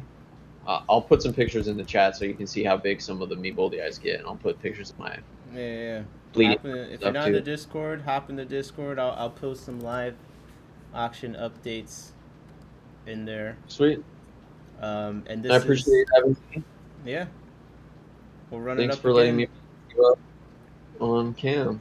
Of course. Next time we'll have to do the Aquascaping stream next, man. After I get all these plants. Yeah, for sure. I'm here if you need any elitist opinions. Hardscape equipment, 5/8. I don't know too much about fish to be elitist. I don't really think, maybe about loaches, but most fish I don't know enough about to really have that much. But I'm here if you need any elitist opinions. It's a great quote. Yeah, I don't know. I just I like what I like, pretty much, All and right. I'll tell you about it if you want to know about them. I guess I appreciate everyone and all the questions. Yeah, people Um, were digging it. So, hey man, we'll be back. if anyone has any questions, add me in the Discord, or I'm usually in the chat. So if you just ask a plant question and I notice it, I'll try and get to it. Yep.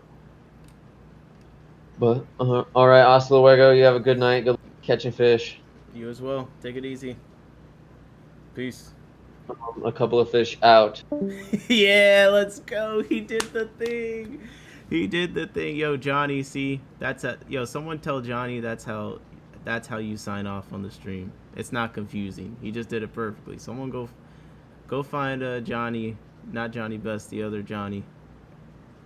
He says that my sign off is too confusing. Look at that. He just did it perfectly. He did the thing. Tell me the brand of ice cream. There you go, buddy. I got you. This is what I'm gonna go eat. Captain says standing ovation for the for him doing the thing. Yeah, yep, that was perfectly executed. I love this ice cream. Actually, it better not be up there. JP Jeffries, a kick-ass stream as always. Appreciate you, man. Thank you for hanging out in the chat, man. We're doing the thing, hardest working. I should be back to do a haul stream. Okay, so there's a possibility I don't do a haul stream tomorrow. There's a possibility because I think I might be doing something with Jessica actually, but I probably will do a haul stream because she goes to bed earlier than me, so I'll probably just do it after she goes to bed or something. I don't know, but yeah, at least by Monday we'll do one. And there's some other stuff. Nick, you getting scuds?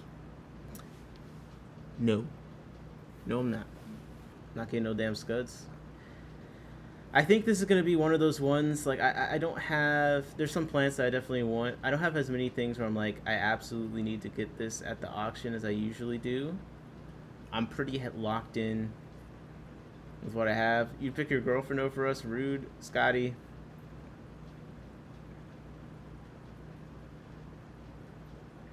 Need I say more? I don't even know what that means. Look, I think we're going to have to play this one by ear. I think it's going to be very variable based on when things go up. So I think it's going to be harder to predict. You know what I mean? Because the limited amount of lots of fish are like duplicates, I'm not going to go in like I have to get this lot because I just don't know what the competition for each thing is going to be. You know what I mean? So like I'm going to have to play it by ear. There's a few things I'm interested in. I've got some space in the tanks right now. Actually got it. I've done a really good job. Most tanks, right, like a lot of the tanks only have 1 or 2 species in them right now, and that means that whatever I'm doing in there has a more chance of success, but also means that I can responsibly, if I pick something up and I got a tank that just has, you know, some killifish, like I got a tank here, it just has the P82s in it, I could put a cichlid pair in there. That literally no problem. That's totally fine. Like, there's space. There's nothing on the bottom. The P82s are chilling. Like, yeah, I could put a cichlid. So I have a couple tanks like that, and then I have some tanks that are actually kind of empty. I have a tin that just has like Corys in it. So I'm excited because tomorrow I'm kind of flexible. I don't have to just, oh, this is the only thing I could get. I could kind of, you know, if I feel like the price is right on something, go for it. I think the plants, I'll be looking for a lot of plant pickups, and I'll be looking for I think I'll do one big heavy fish investment pickup. Like, if I haven't gotten anything, if there's one fish left that's cool that I like, and some of my lots have gone up and they've gone well, and I got money to burn, then I might go up to 100 on a fish lot. You know, if I've sold $150 worth of stuff and I ain't bought that much, then yeah, I go up to 100 on the right fish lot. But that just depends on if my lots are doing all right up to that point. It's harder when something you want goes up early, and I don't know if I'm gonna make any money back at the auction yet.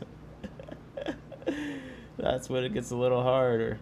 So, yeah, join the Discord. I usually like post live updates from the auction, like, oh, this just went for this amount, or this just went for this amount in the Discord, in my tanks Discord. So hop in there. I'll be there. I'll keep you updated. Fishy Jersey says, "Are you getting those Gracensi, however you say it?" I'll definitely bid on them. But I think there's going to be a lot of competition, and my killifish space is a little thin. I need to make some more egg trays, some more incubation trays. Like, I got over 14 species of killifish right now, and I don't have the infrastructure set up to where I could reliably be like not mixing up the fry and things like that. So that's kind of the thing, right? So it'd be easier for me to add some of these other fish, because if I mix up some of those fry, it doesn't matter as much. Some of the killifish, I really don't want to get them mixed up, and I have to wait 6 months until they're grown out all the way so I can tell what the females are. You know what I mean? So that is one thing I like about the Aphysimian hair, though. I'd never be able to mix up those males or females of those. But some of the other ones, we'll have to see. Bad man, big up on yourself. Yeah, man. Yo, I gotta show you guys this crazy. This is a crazy one. John picked up these Judochromas for me. This is just like basically an empty 20 long. I'm gonna stuff a bunch of rocks in there. I kind of want to get the coral rock in there for him. They're like, I think it's 5 of them. They're pretty big, so I'm hoping to breed them. And bro, they went for $5 at the CCA auction. Aaron was trolling me because I was like, hey, if they're going in this range or whatever, and he was like, yeah, they went for like a bunch. It was really popular. Like, damn. And he was like, then later he was like, no, they went for 5. So I got like 5 huge Judochromis. So I'm trying to have 2 Lake Tanganyika tanks. So I moved the Shell Dwellers and the Eolamphrogus Richardi into the same 20 long, and it's got like a lot of hardscape and stuff separating them. And then that one, it's basically just them. And then there's like some tetras. There's 2 like Congo tetras I'll move out. So it's gonna basically be just them. And then I'll do a bunch of rock work and stuff, and then see if there's anything else. But recently, I have a big problem. Something switched in my brain. I never cared about this before, and maybe it's just a completionist. Like, now I've just reached the point I've done enough that my brain wants some new challenge. But something clicked in my brain where when I see fish from different areas of the world in the same tank, it bothers me. Like, this is not something I ever cared about. It doesn't bother me like a ton, but like I've now started to get satisfaction from seeing a tank of fish that are all from the same area. So, you know, I've reached the biotope phase. It's not like I super am hardcore in it. Like, it doesn't bother me all the time, but it's just, this is a new thing. Now, up until this point, I've had so much. It's been so much just West African stuff. It's been kind of easy, you know what I mean? Because I'm into the cribs, I'm into the killifish, you know, the Congo tetras, you know, the barbs, African barbs. So I've just been able to kind of coast on the fact that I've just been into most of the West African fish. But now that I'm doing more South American stuff, it's getting a little bit more hazy. So I don't know. And then when I got the Trinidad, the wild-caught Trinidad Osteogaster Aeneas, I think I saw like the electro blue cars are can sometimes be in the same area, and I put them in the same tank. I'm like, yeah, this is great. I love this. So I don't think I'm like super strict on it, like, but you know, all South American stuff together just kind of feels nice. All African stuff together kind of feels nice. The Lake Tanganyika stuff together feels nice. I guess it's just a new phase, you know. But it's kind of irritating. It's kind of irritating, but I don't know. Hey, did I talk about this on stream? But I got a pea puffer I bred. I got a singular pea puffer, baby pea puffer. Um, that just popped up in this tank, and it's pretty big. So it's not like before where they were tiny, and I actually got them eating. This guy is like, he's not going anywhere. I don't see him right now. I'm kind of hoping there's more in there. Like, what are the odds there's just one? But they're very cryptic, the small pea puffers. So if there's more in there, maybe I'll be able to bat those. I've been meaning to intentionally breed them. I have a pretty good idea of how I could go about it and be pretty successful. But it just, I haven't made the space for it because it's gonna take a lot of space. As in, like, I'm gonna have to dedicate a whole tank to it long term, and then a whole tank to the babies long term. But all right, guys, it's getting late. I want to catch some stuff before I go to sleep. I need to wake up early. I know this was long. I know we started out going lot by lot, and it was like we probably should have just started like scrolling through. I was trying to go lot by lot, not through the whole thing, but I was legitimately just interested.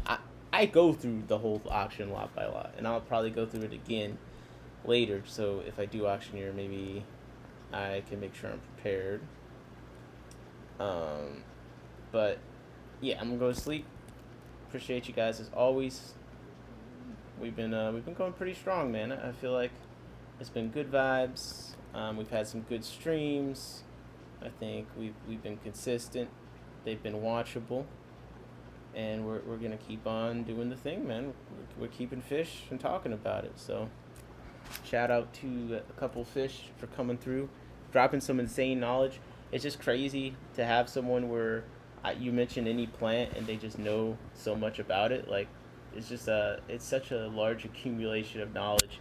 I feel very spoiled to have, you know, just the ability, like, I can ask any dumb question about a plant and just, like, it seems easy because he knows it, but I appreciate the amount of work it took to accumulate that knowledge, so I feel like very lucky, you know. This is like years and years of work for him to come on stream, to have the amount of knowledge where he can come on stream and just like answer any question that we have. So pretty cool. I really appreciate him.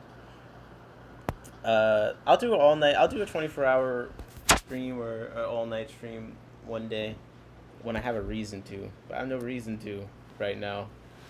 I don't think it'd just be entertaining in itself, you know.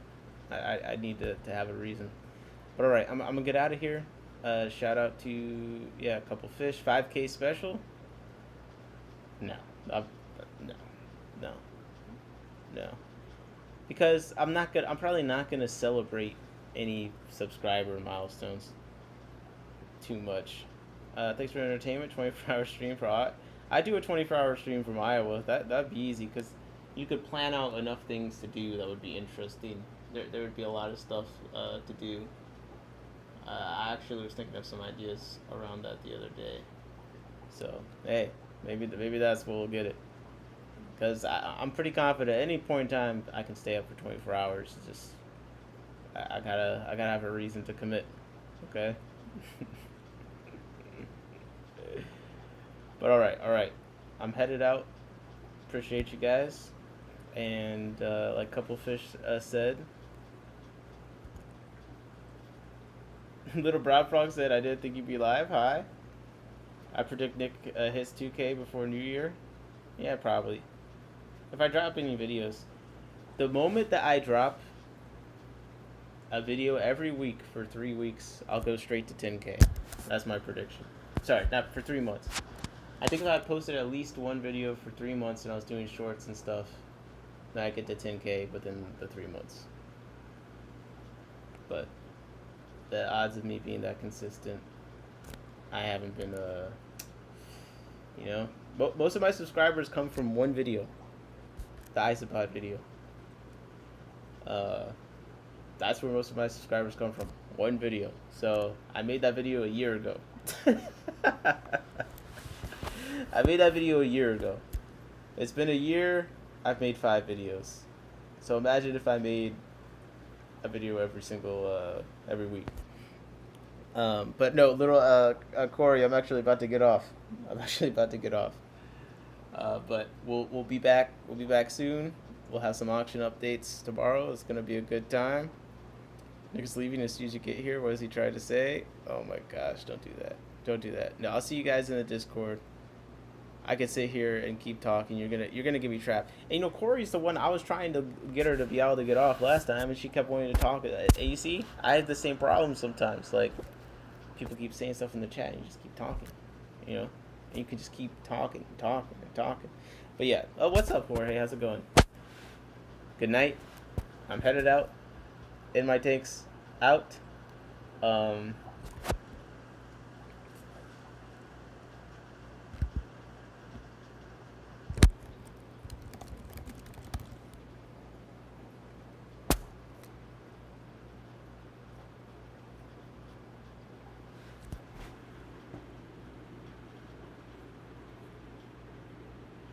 See, the names have all changed since I've been around, but the game ain't the same since I left it out.